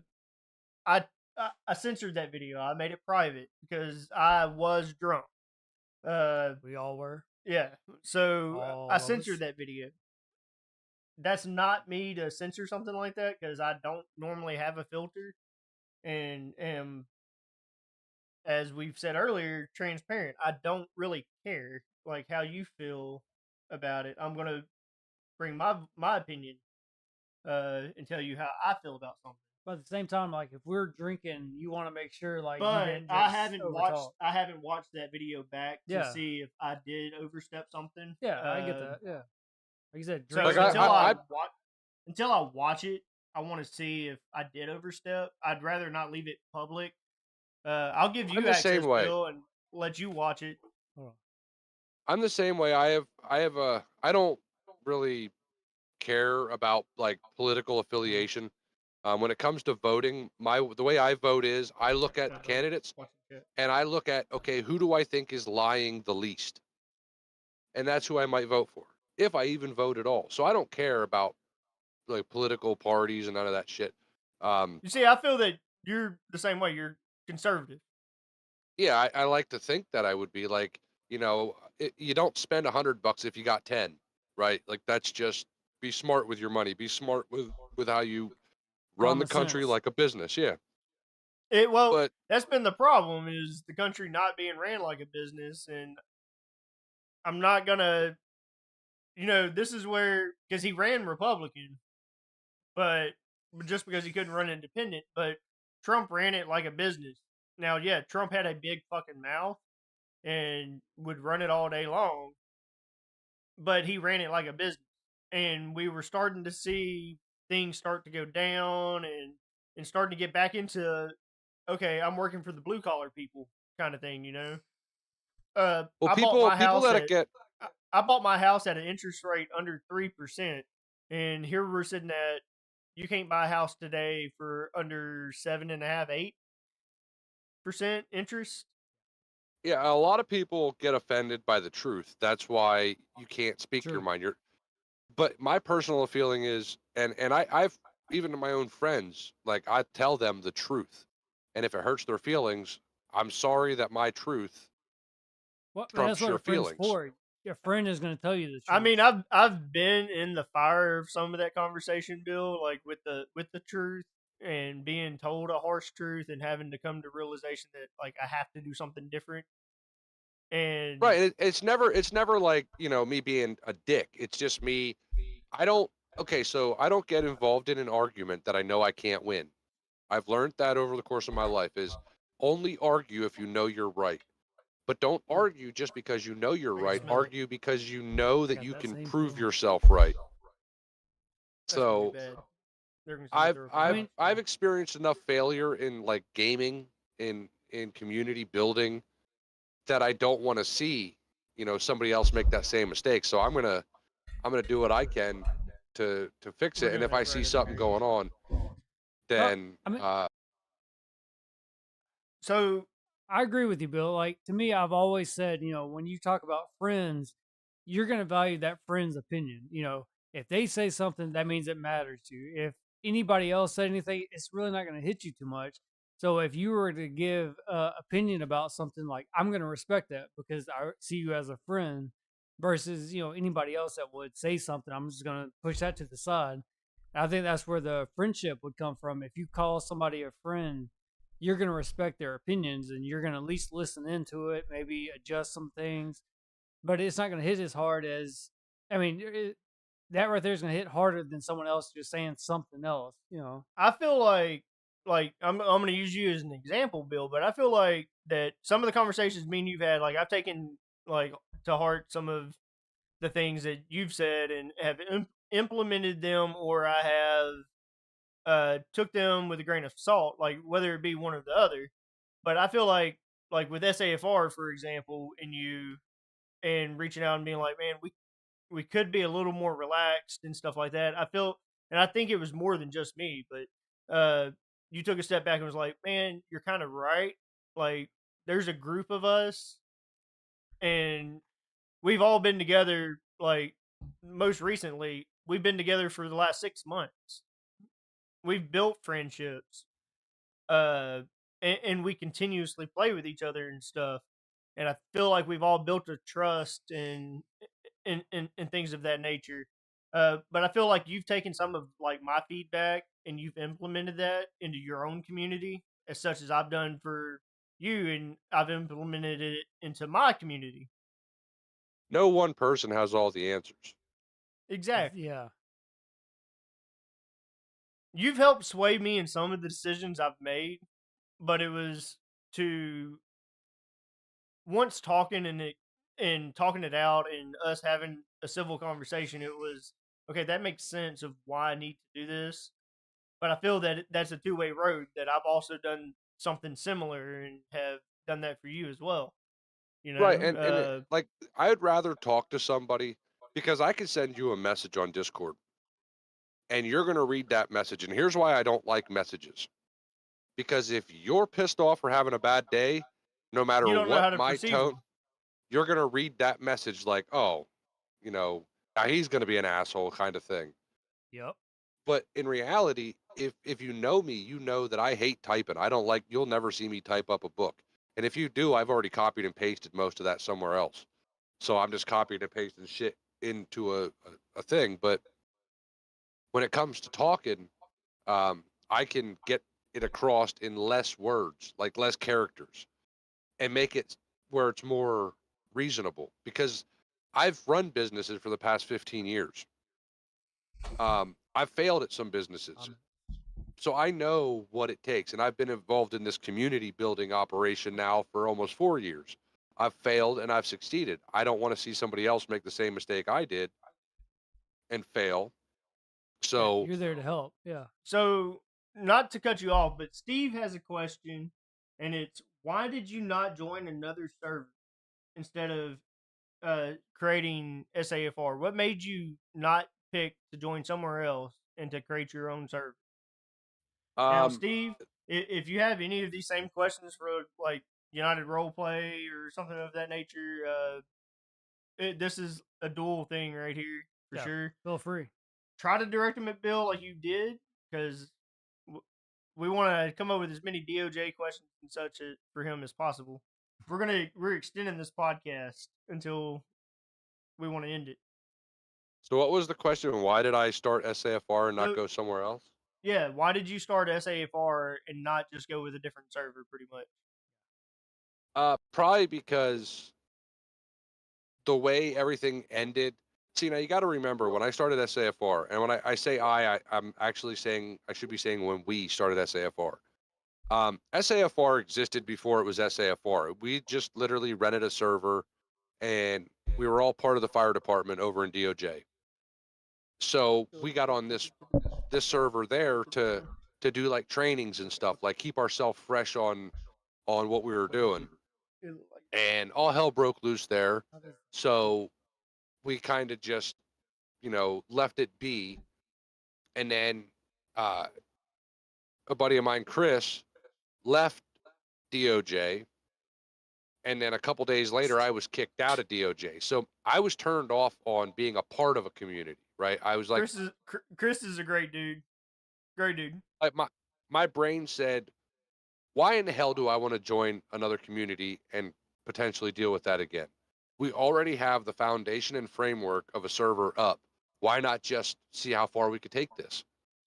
I And almost wish we had Spencer here to kind of like tell his side a little bit of that too, because that was a great side that I didn't know from SAFR. oh yeah, he was there too, and he was in SAFR when we started it and left SAFR because he was still in DOJ, but that didn't matter because somebody that was part of our clique originally took screenshots of everything we did in our Discord and shared them and got Spencer kicked out of DOJ.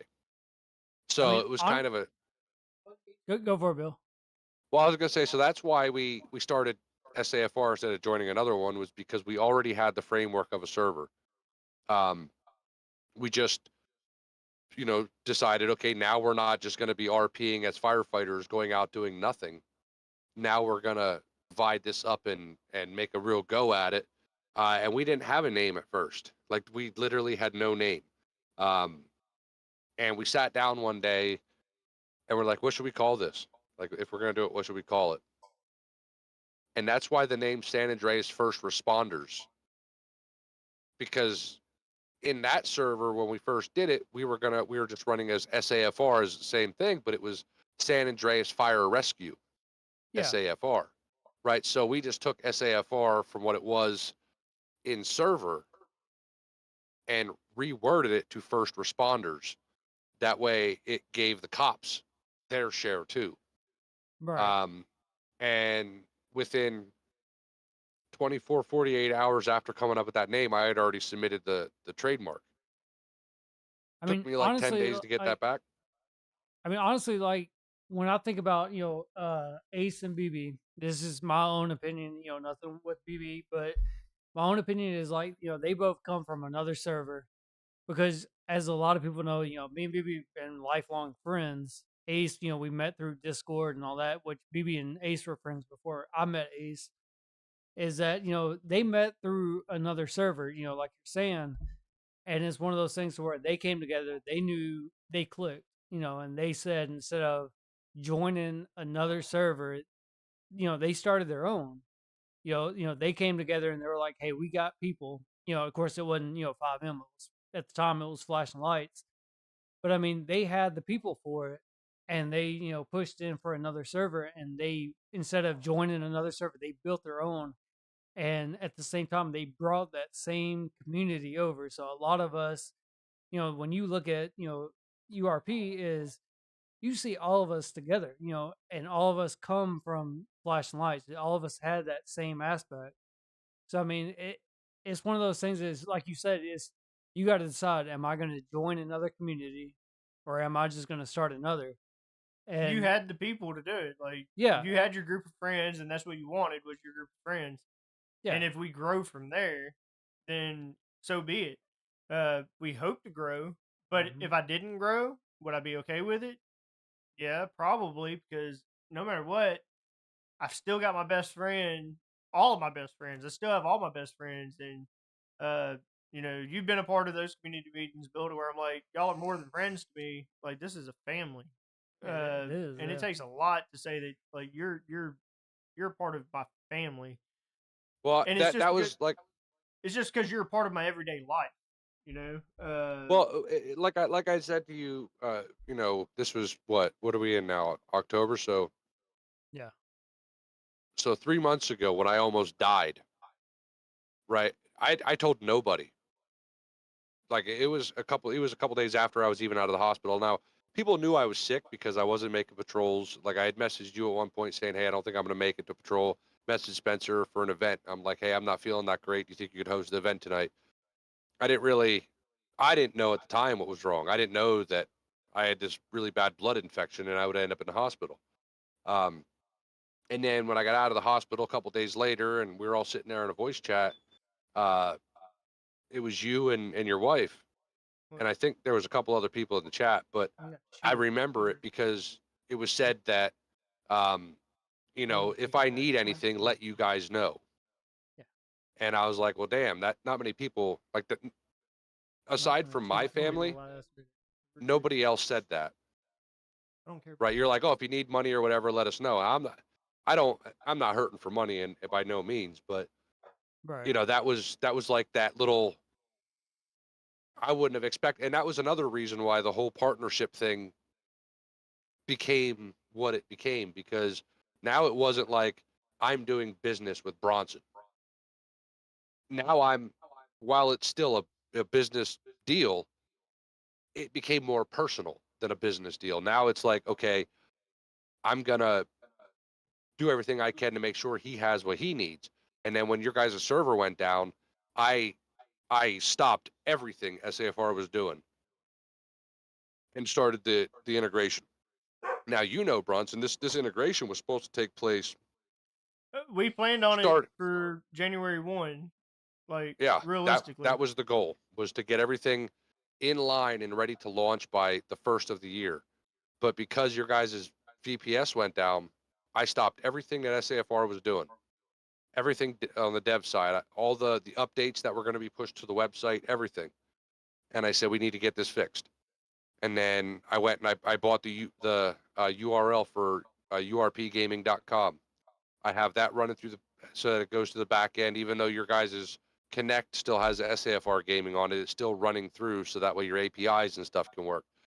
I made So sure now they everything get got kind of where I was talking about the umbrella, like at the beginning of introducing who you were, uh, and what you entail. Uh, we're under one umbrella. We're literally one big community. Is both of our goals to be so joint that it's not even fucking funny. Uh, we want everyone to join both. Yeah. It's yeah, like unrealistic for everyone to join both because you're gonna have people that are partial to one or the other. But the goal is for everyone to be able to join both and say, like, me and Bill did this. We, I say me and Bill, but our communities did this. Yeah. They said, let's be united. And that's not a play of words. It's hard to not say united in that. It's difficult. Bill has even done that too. It's hard not to say, let's be united. We picked a good name. Uh, but let's be united and join forces. Why can't we all have fun on both servers? What's to keep us from doing it? Yeah. I mean, Super great aspect. Yeah, because I mean, when we picked the name, we all come to a meeting. It wasn't something that was just decided for us.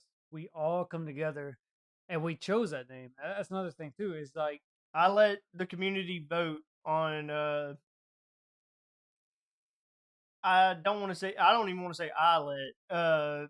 It was a group decision yeah, from so that people know. And SAFR runs it similar that we run it. Uh, I have a board team, and I head that board team, but my vote isn't a vote unless there's not enough people voting. I can bring things to vote. Normally, I don't bring things to vote. I let my board members do it, and it's similar over there, right, Bill? To where like your vote, you don't vote unless you have to. Right. I don't vote unless I keep my numbers to I don't vote my unless it's split. Normally, right. So see, and that's the difference that I have with what you have is I keep an odd number of people in charge in a voting capacity, so there can never be a tie. I Um, have odd, but I have well, odd for mine, but not everyone's always available. I'm always available for a board meeting. right. So like, I have four technically, right? But I cancel myself out, so that means three. So if I bring something to a vote, I won't vote on it. I don't think that's fair. I don't be like, hey, what if we did this? I vote yes because I feel like when that happens, people are going to be like, oh, well, Bill voted for yes, so I'm going to vote for You yes. brought it to They might vote, so you're gonna yeah, you brought it to vote, so they're gonna to me that's like a sway. And that's why I try not to vote is because I don't want to tell you what I would have voted because I'm gonna sway you towards me and say, okay, well he decided this, so that's probably the direction we should go. I want you to have your own mind and your own creative thought process. right. Now, if you go against me, it's like me and you've talked about, Bill. We have the right to veto it, but I've never used my veto power so far. Not that I remember. Uh, I've Bill, used it you twice in 3 years. I was fixing to say you may have used yours because you've run longer than me. Uh, so far I haven't had to use my veto power. There's been a few things that have passed that I didn't always agree with. Uh, but I didn't have a vote. I was sitting there at the board and listened to it. Uh, but that's kind of like the way I like to do things. I like to let other people make those decisions while being the face of the company Yeah, per se. you like for people to voice their opinions. Yeah, Yeah, you you know, me and Bill are the face of SAFR United Roleplay. yeah, Uh, but I like to give people jobs and say, okay, this is what you're in charge of, and let you control that aspect of things. So like you're over Civ. yeah. Uh, Ace is over the server itself, but he's also over LEO. Uh, and then me and Polly sit at HA. So me and Polly have the overall say so of what happened. All right. If you wanted to, Uh, you could pick what me would happen. me and Polly could decide that, but Yeah, I don't. That's me and Polly, and that's why Polly sits where Polly sits. Is because me and Polly are on the same wavelength yeah. with things like that, to where like Polly knows how I would sway something to go, but Polly's going to be my voice of reason too. It's not very often that Polly disagrees with a direction I want this to go Yeah. because he wants the same thing that I want is to go into the best direction. But at the same time, you still let everybody else voice their opinions. So Polly's the only HA member that gets to vote. Like is me and Polly. Yeah. Polly's the only HA member that gets to vote, and then there's you. So it's Polly, you, Ace, uh, Shadows, and Jess. Yeah. And there's one more. Ace, I said Ace already, right? Shadows, Jess, yeah, Ace. So me, Polly, Shadows, Jess, Hunter, Ace.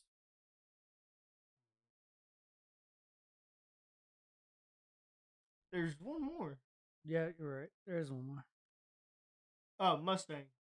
That's it. Yeah, Uh, Mustang. Mustang's our event coordinator, but he Yep. sits on the board.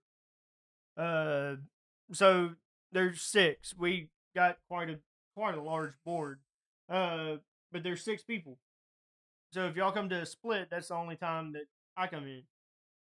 Yeah, and I'd I do rather things stay that way. I do things differently in server too than what most administration do. Is when I'm in server, I'm not an acting supervisor. I'm not a supervisor by no means. Like, um, as a director of the community, if I see something going tits up, I'll stop it. Um, but I'm not gonna get in there and be like the act. If say I'm running LEO, I'm not a LEO supervisor. I don't get called to the scene That as a supervisor. that one was a hard one for United Roleplay.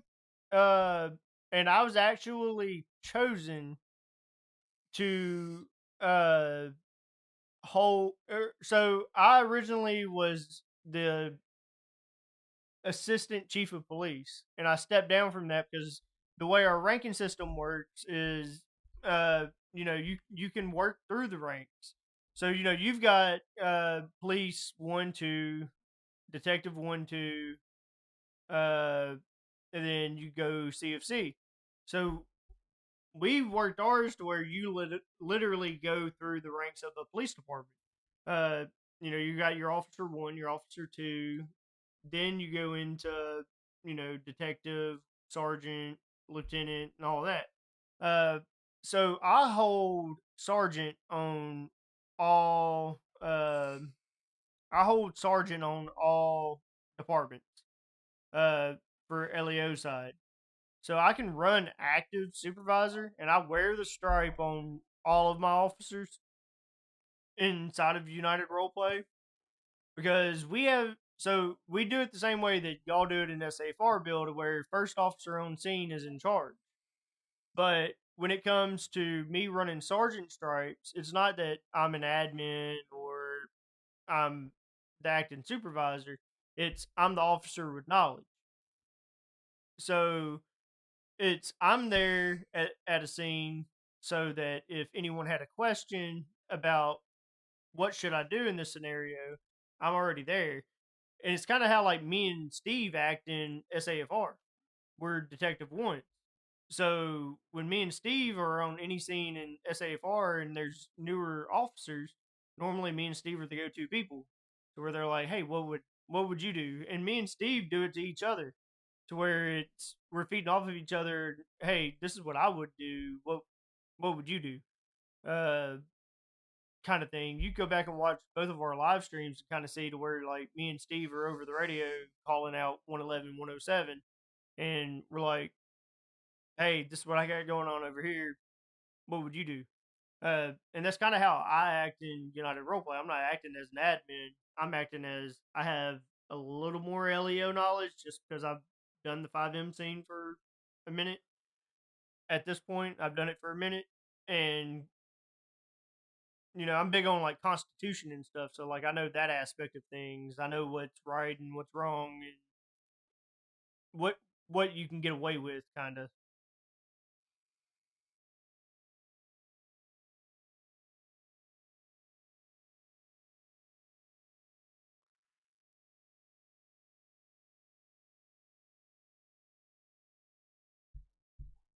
Yeah. Steve had said this the same when I run LEO and URP. I'm just a trooper unless I am needed uh, as the state patrol commissioner.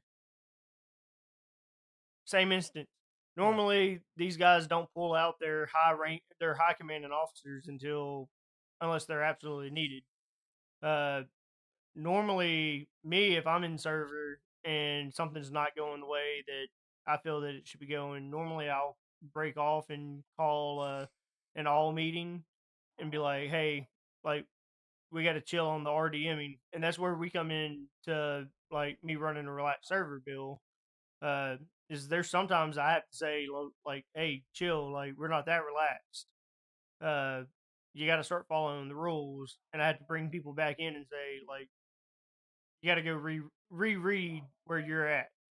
Yeah. Uh, so like I implemented the before server meetings. So we all meet in Legion Square, and hey, this is the kind of patrol we're having, and let everyone know like what's expected. I think that's another. You do the relaxed after meeting. I do the before patrol meeting.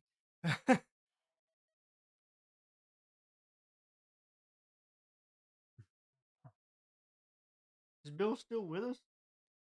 Yeah, I want to say Bill's just listening in, but I I could be wrong. At this point I can't tell if Bill's still with us.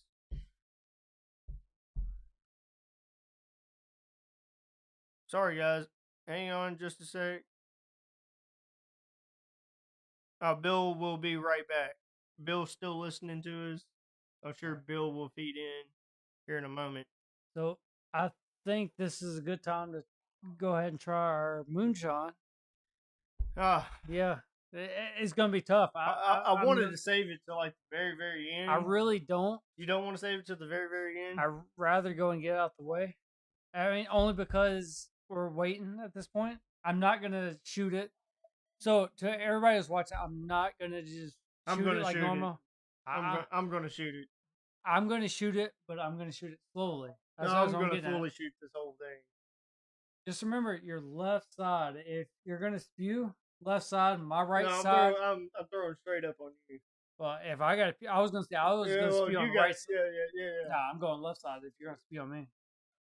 Well, I figured we just both face right. No, it's like crossing swords. You're gonna go right at it. Not everyone crosses swords. We do though. Well, let's go. Yeah. So, moonshine at its fullest, people. Nothing branded. I'm not lying to you. I don't get nervous about many things. I just want people to know, like, we're not doing branded. This is not branded. You saw us pour from this jar. This jar is 100%. When I say homemade, I don't even mean like I bought this off somebody. Like we didn't actually make it, but we know the people that did, and we know that it's true. So here's the y'all. Like, we made a promise. I will say, me and him at the first episode, we made a promise. It didn't happen at episode 5. It happened at episode 3. But we made a promise to the first episode. We were going to bring it in. We brought it in. It fit in. Yeah, and it fit where it's at. This is to the audience. To the audience. Ooh, I lied. So shoot it. Wait. So I'm confused. It wasn't as bad. It's still strong. It hit, but I'm confused. All right, so are you confused? Let me voice mine. So I expected a way harsher hit because this right here has been confused. We just hit it. Oh, a month ago. Yeah, I gave you a month, and it was hot, straight out the freezer. He's not lying. This has been sitting on the floor, and we just took it 2 hours of it sitting on the floor. So what? Wait, we literally, when we did our first episode, we brought it back out and we tried it for our own safety. Just saying, hey, we said it during this live stream. We're gonna try it. We're gonna see if it maybe needs to be cut a little bit. I almost cut that. Yeah, because I was that close to cutting it. And this was me being honest with our audience. You the same way. And it's not just me, but like we wanted to make sure, like if we were gonna do this, we wanted to make sure this was gonna be the right way. We wanted to make sure this wasn't just an overkill to where we hit it and it's just too strong. We were gonna make sure it was just right. This was strong. This was gonna be like, because I forgot everything. I forgot the water to cut it. Well, I mean, because you can't use like city tap water. You have to use well water because it doesn't have all the chlorine and things of that nature, and it has well water is rich in iron and lye and such of that nature. That leaves all the chemicals out, like the added chemicals. I almost cut that with well water, but I'm telling y'all, literally a month ago, we took that straight out the freezer. Like when we first started the podcast. Yeah, because we had tried it to see if it was podcast worthy. Yeah. And both of us agreed it had to be cut. I mean, I'm And vouching for every word you say. it was hot. Yeah. That, like, it says 100 on this lid. You guys can't see it. You showed it earlier, right? I'll Did show you it show again. the 100? I'll Okay. show it this time. So he's not lying. So like when we said we tested it out, we wanted to make sure we had an episode. We literally talked about this. Like I wouldn't say this would be our first that we would have started with, but this was definitely something that got brought up between us, and we brought it out between us, and that's what he's getting at. Is we tried it to see. We were getting ideas of Yeah. like what could this stand alone on a podcast on its own? Exactly. Absolutely not. No. For one, White Lightning doesn't get mixed. Absolutely. The only time, and it was something that we talked about, the only mixer that could be mixed with this was lemonade. Yeah. We had talked about getting a jar of old time lemonade The best lemonade there is. and Yeah. pouring it into it, just not adding water or anything, just pouring straight old time lemonade straight into this jar and going that route. And then it brought us into we're not mixing anything tonight. Yeah. But we touched on a little bit of moonshine. So he picked one moonshine. And we'll have guests later that might choose another moonshine. And we'll do similar to this. Don't expect us to always have 2 bottles. No. That's probably never going to happen. We might touch bases on it later on, but I mean, this was definitely a special episode, I will say. Yeah. So we got a comment. No, same comment. So next week, expect, since we skipped a week, we're actually going to have another episode next weekend. It's going to be next Saturday at 7 p.m. Central Standard Time. I actually have it's going to be someone in real life that's going to sit on this couch right here in between us. Okay. So another guest, another guest, but this time, like you said, in real life. In real life guest. I'm happy with this. We're growing a little bit. Well, hey, whoa! I'm not AI. I'm real life. Oh, yeah. You're not sitting like right here. Next to us. Next week, though, we're gonna have a guest that. Not that takes away, Bill. Right next to us. I said it. And he's actually, believe it or not, bringing his own liquor for us to try. Oh, we ain't gotta buy it. We don't have to buy it. Y'all didn't hear me say that. I'm just. He's coming. That's what I'm most happy about. He's coming. He's actually. I'll give a little bit of insight to him. He's actually a musician. Musician. And he is the lead vocalist in his band.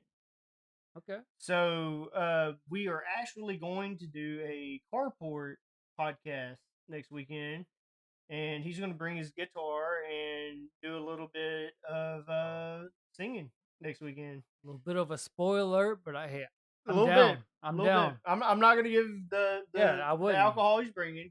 It's still going to be a whiskey based. I'm ready. Still going to be a whiskey based. So this guest, I'm assuming he's one of like your friends or someone you know, because I don't know much about this person. Yeah, you don't know this guy at all. Okay, I was asking because I don't really know anybody else. This person actually watched some of our videos. Okay, our last 2 episodes. He watched us transition from the first one to where like we didn't have our shit together to us on the second one having the green screen, having the microphones, having better sound quality, and just overall hosting a little bit better. And he was like, "Hey, do you mind if?" He reached out and said, "Do you mind if I join your podcast?" This is a local Memphis, Tennessee musician. So I don't want to give too much away. I'm just going to ask for our first name because I don't know this person. I'll give you his nickname. Nickname, okay. We all call him Pele. Okay. Well, shout out to Pele because I really don't know you, but shout out to Pele if you want to join. Hey, I'm I'm welcoming So you. we're gonna have free live music next weekend on the Yeah. podcast. I'm glad. I mean, he writes his own music and everything. I will say this because this episode. I'm glad, Bill, that you were here to join. I really love this episode. I'm glad because I am glad that Bill was the first guest. So, yeah. I think that was only right. So shout out to you, Bill, because he kind of surprised me on this one. I did not know you were going to be here. So, I mean, I'm more than glad that you're here. Yeah, more than welcome to hear your stories on this podcast. I really like that because you I could have have it going had some for interesting days. stories. Sorry, Bill. Say that again. I said I could go on with them for days. I've lived a pretty eventful life.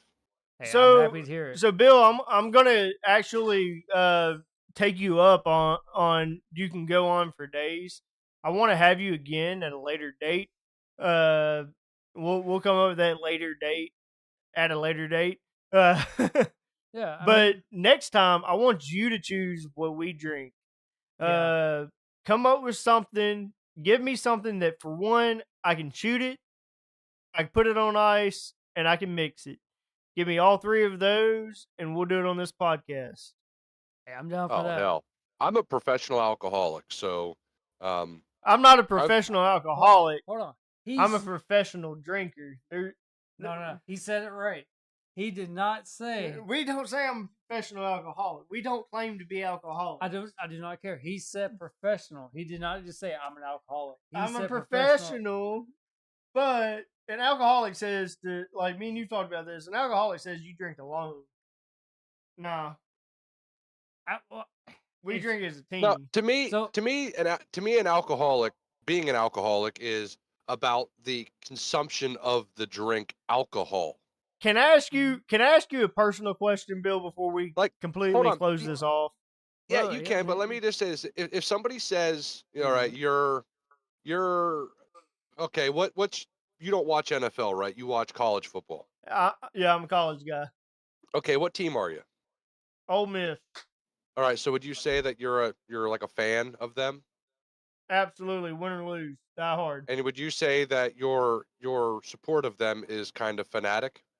Yeah, absolutely. Okay, so if you put fanatic at there, then why, when you're drinking alcohol, can't you be an alcoholic? Yeah, I get you. What I liked the most was you said professional alcoholic. He didn't say he's alcoholic. That was what got to me. Bill, I don't want to throw your wife's name out there, but is your wife a drinker, or are you just a drinker? My wife's not a drinker. She's at the bar right now. Oh, really?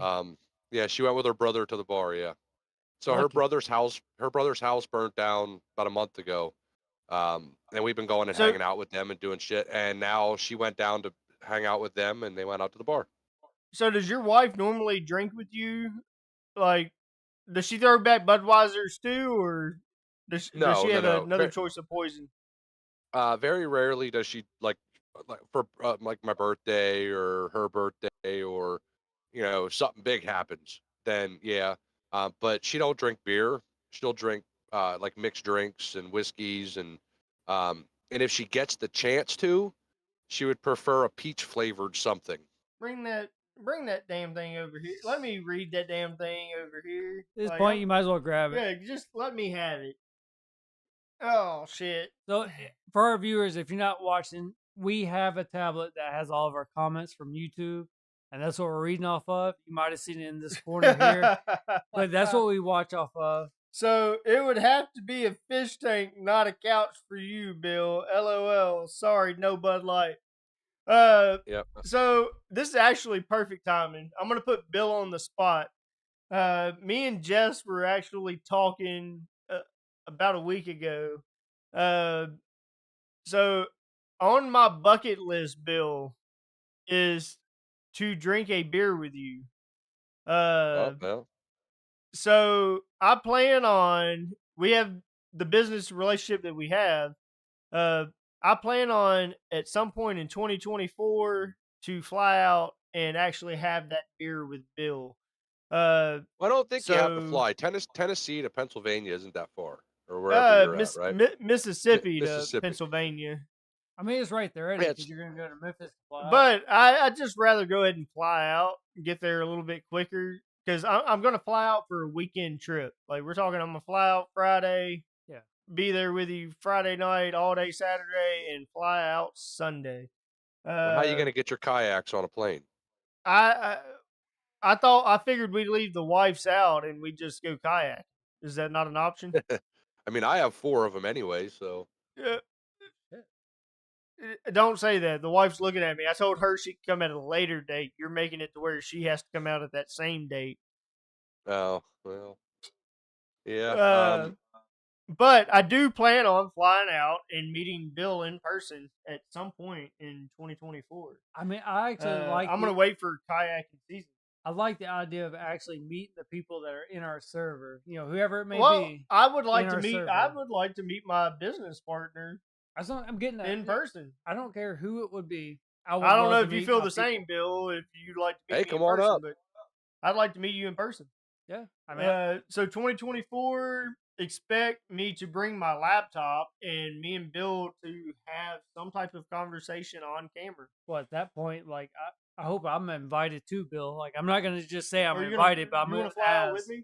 We'll split the cost of the Wait, hotel room. wait. Bill, am I invited too on this? I can't You stop don't- you from you're- coming to You're Pennsylvania. not an outdoorsy person. Are you gonna kayak? I will kayak. Yeah, So you're willing to go.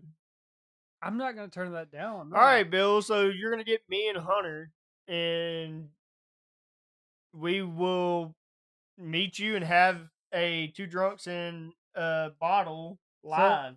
I with do have Bill. I do have a question with that. Like, what is your wife gonna think about that? Like, if you just leave, like, are you gonna bring your wife with you, or are you just gonna leave her at home? Because She could do whatever. Yeah. I'm not going to say stay home, but I'm not going to say you have to come with. No, it's, on that basis, Bronson, what would you say? Are you cool with hosting two drunks in a bottle at your house at some point in the near future? I mean, I'd have to ask the wife about it. I wouldn't care. My next door neighbor's a state cop, so we couldn't get too rowdy, but we could go outside and Oh, shoot guns Nah, if I we mean, wanted. we respect. No, on that one. I'm saying we're gonna host two drunks in a bottle at your house and do it live. I mean, on that one, You'll actually be able to be on camera. Yeah, I mean, you would be. Oh, look at that. We would be respectful on that. You know, whatever the area or location would be. You know, we would follow rules on that. So if you're down for that, Bill, I'll schedule that at a later time. But 2024, I'd like to do that. Yeah. Here's something that I thought about doing at the beginning of SAFR, and then as it started growing, it became more of a possibility, and then was to do it'd be more feasible now. Even me and you could split the costs of it. Would be to rent like a social hall, right? Like even and have like a SAFR URP convention, like just everybody pick a spot that's central to most everybody. That it's not like you have to fly across the Almost country like to a get there, meetup. Yeah. or I wouldn't even say us. I would say a meetup have- for sure. Yeah, I get where Bill's coming from. I wouldn't say have that like a- we're central, but We're you not know, the central point. yeah. We're just because we're in Central Time doesn't make sense. No, I don't. or I pick do a like spot I that, agree. like, I agree, Bill. It would almost be like a reunion type of deal. I wouldn't say reunion. More like a family. Yeah, it's still a reunion. I wouldn't say reunion because it'd be the first time meetup. It's hard to call that a reunion. I agree. His statement of convention would like first annual SAFR United convention. I do like the idea. That would be amazing. Yeah, it would be great to have something like that. I do feel like it's important for us to meet face to face at like beforehand. Let's the business partners meet and actually get to share the shit together. You know, I think that would bring a lot of unity aboard. Is to say both of the leaders of each community. Okay, we actually can say we know each other personally, not just behind a microphone. Yeah, Uh, I like that. Yeah, like I said, that would be great. I may have told you guys this before, collectively or separately, but back in 2000 and I think it was 2010 or 2011 when Battlefield 3 first came out, I fell in love with I fell in love with the commercials for this game. I'm like, I'm playing that game. I don't give a shit. That looks badass. So I got the game and I had nobody to play with, right? So I'm like, I'm by myself, just running around, lone wolfing it, just going to town. And I got sick and tired of getting shot, so I hopped in this tank. And we were driving around. I'm in this tank, and there was a laser designation seat in the tank where you can get into and like point at things, and it would lock on. And then everybody with guided missiles could shoot at it. The driver of my tank had guided missiles in his tank, so like whatever they were called, missiles that would lock on and shoot, and it was like they would go up in the air and then they would come straight down on top of it. He sent me a message on Xbox saying, "Wow, nobody's ever done that before." And then next thing I know, I get a voice message or a voice chat thing, a party invite, whatever the hell it was called. I know this story. Started talking to him for a while. Let's talk about Chris. Ended up joining the same community he was in, was called Tactical Gaming at the Or time. It not was a Chris. milsim community. Let's see Brent's name. I want. Yeah, I know who he's talking about. This is Yeah. Australian friend. Yeah, his name was Lachlan. And so now fast forward from that time till 2014, me and my wife got married in August 2014. So I told him, now his dad was part of the Australian police, and he had a heart attack on the job and died. And we sent flowers. We used whatever internet thing we used at the time to send flowers to him, his mom, and his sister. Well, when I told him that, I'll never forget this day, the day that I told him me and Brandy were getting married, was I was walking into the Eagles, it's a social club. I'm sure you guys have them down there too. And it's called the Fraternal Order of Eagles. But anyway, I was walking through, so they go through the front door, and then you get to the second door, which you got to stick your key card in for it to open. I was on the phone with him. I wasn't going into the bar talking on the phone. That shit irritates me. So I told him while I was standing out there waiting, he's like, "What, I'm not invited?" And I said, "Oh, you're invited. I just don't see you flying over here." He goes, "Is that a challenge?" And I was like, "No," I said, "You're invited, but a couple of days later, he sent me a picture of this big, huge pile of American money. He converted his Australian money into American money. And then the day before he left, he messaged me and told me, "This is what I'm wearing. This is what my clothes look like, blah, blah, blah." So that way I knew what he looked like when he got off. Like, I knew what he looked like, but so I knew what he was Right. wearing when he got off the plane. I didn't bother telling him I was colorblind, so he pretty much showed me clothes. Wouldn't matter to I'm me. right there with you, Bill. Because like I said, I'm colorblind too, so I understand where you're coming from. Well, so moral of the story is from 2010, 2011 till 2014, he flew over here and was the best man at my wedding. Oh yeah, I like So that. when people say you can't make friends and lasting friendships on online and playing video games, I call bullshit. Yeah, I agree 100%. If you're willing to call that person, like with us, because everybody has their own names when they call it to a certain aspect. With us, we call it a brother, either brother or family, because sometimes we might have to say sister on it, which that has no relation. Then difference is the best word for it. Is we call it family, whether it be brother or sister. If we're willing to call it family, we're willing to meet up with you at some point in our lives. Like BB said, have a drink with you, spend time with you. Whether we're, grabbing a hotel room close to you or whether or not we're able to actually stay with you, we're willing to fly out to you and spend time with you. I mean, I do agree with that. Yeah. Yeah, and it's different when you think about it, right? Like uh, with what we got going on with SAFR and URP and the whole partnership, Yeah. right? Like for me, I'm I have nothing to do with URP in a sense that I have nothing to do with it. Yeah. I own the name, that's it, right? And he's Yeah. leasing the name from me, so it's not uh, I guess overall it does, because I have to make sure that things are following the laws, Yeah. which that makes it tricky when you do stuff like this. Is it's easy to just have a server and a community and call yourself it, but once you take that step and you go like legit, then there's things you have to do. Which thank God you guys are keeping track of stuff, because there's no way for me to actually audit URP Right. without saying, hey, you know, this quarter I need to know how much you guys spent. But by coming under the umbrella, that reduces your guys' cost dramatically. So now I don't need to know how much you spend on server costs because you're on our So, VPS. So it's part of our so, shared pricing. so I'm glad you brought that up. It's like that's one of the things we talked about too. So like on my own opinion, not even including BB's opinion at all. This is my own, which I don't even think me and you personally talked about it. Was when he first brought it up that we were going to be in like a partnership type thing. It was one of those things where it was like, this is new. Like you really don't hear about this type of thing.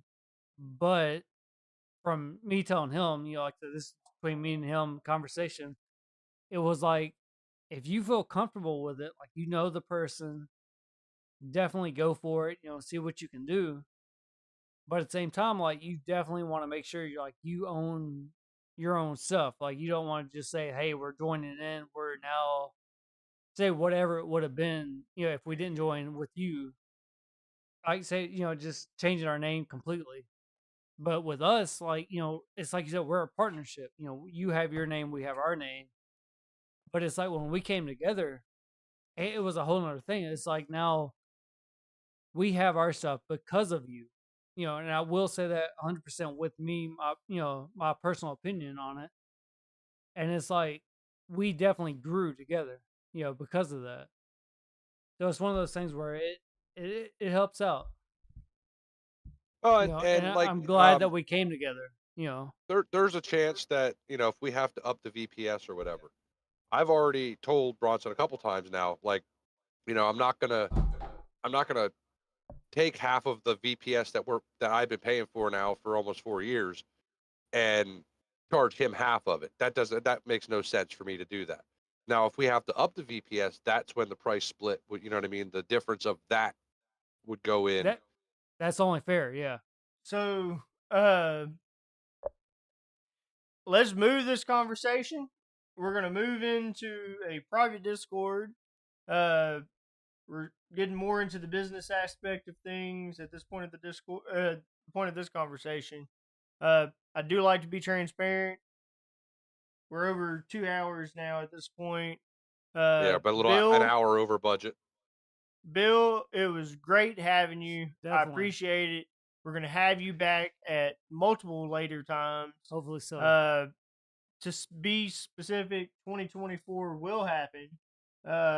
You let me know a date in 2024 that makes sense, and we can get together and have this live and in person. Yeah. I will bring my laptop, or Hunter will bring his laptop and Either way. all of our studio equipment, and we'll have this podcast in Pennsylvania. Outside of that, I'm BB, I'm Hunter. and we got Bill there. Thanks for being here. It was great having you, Bill. It really was. Hey, my pleasure. Be excited for next week. We're gonna have a musician on set I can't wait. next weekend. I can't wait. It's Like you didn't know the musician part and all that until like you just heard that. they saw I had to ask you for the name because I was happy. Yeah, he may give the band name and all that when he comes. I'm not gonna disclose any of that. That's on him. Yeah, I agree. I like that. But outside of that, yeah, he's gonna bring his stuff, and we'll have a good episode next week. Also, guys, I want to throw this out here before I end this. Guess what? Happy birthday, Hunter! Uh-oh. Happy I'm not birthday, Hunter! It is I'm Hunter's not birthday singing, but happy weekend. birthday. It is Hunter's happy birthday weekend. Now it's definitely my weekend. Saturday official would be 3 hours from now, but I'm definitely glad he said it. Yeah. This was a birthday podcast, Okay. for sure. I'm glad that we threw it out the way we threw it out, to where we had 3 different bottles to show for. It definitely was good. Now, yeah. So I'm glad that it turned out the way that it turned out. So you caught me off guard on that. Yeah, I wasn't even thinking about that. But I'm yeah, glad that it turned that way. Yeah. I'm glad I too. hope that you have a great birthday weekend. I'm glad that I get to spend it with you, and we're about to go play some video games. Yeah, I'm down. That's what's about to happen. We're about to go play some video games. I'm also glad that Bill was a part of this too. That Bill's makes it probably even about to better. go play some video games with us. That's what I'm saying. Like, I'm glad he was a part of this podcast. That makes it even better. Again, until next time, I'm BB, I'm Hunter. and that's Bill. We were 3 drunks tonight. 3 drunks. For the first time. For the first time, we were 3 drunks. With Bill. Bill, do you have anything to say to the audience before we close it out? If you're not subscribed, subscribe. These are great guys, man. Keep support them. Not only that, we talked about SAFR, we talked about United Roleplay. The links to both those Discords are going to be in this video. After we finish it, I'll throw the links to those in the description. Feel free to join us. We're super easygoing people. Join the community, get to know us, do some roleplay with us. That's all I've got. Well, if you haven't subscribed to the Delta BB, which is currently hosting this podcast, please do so. We'll continue to host this podcast, Squadcast, the Ace and BB show. There's multiple podcasts going on here. This is the most legit one, which I think that's why probably Bill asked to be, or Bill reached out to me and asked if I would like to have him on to the show. This is the most legit of the 3. We've got our shit together for this one, that's for sure. So I'll end it off by saying, BB, you're a good guest on the show, as always, as a host on the show.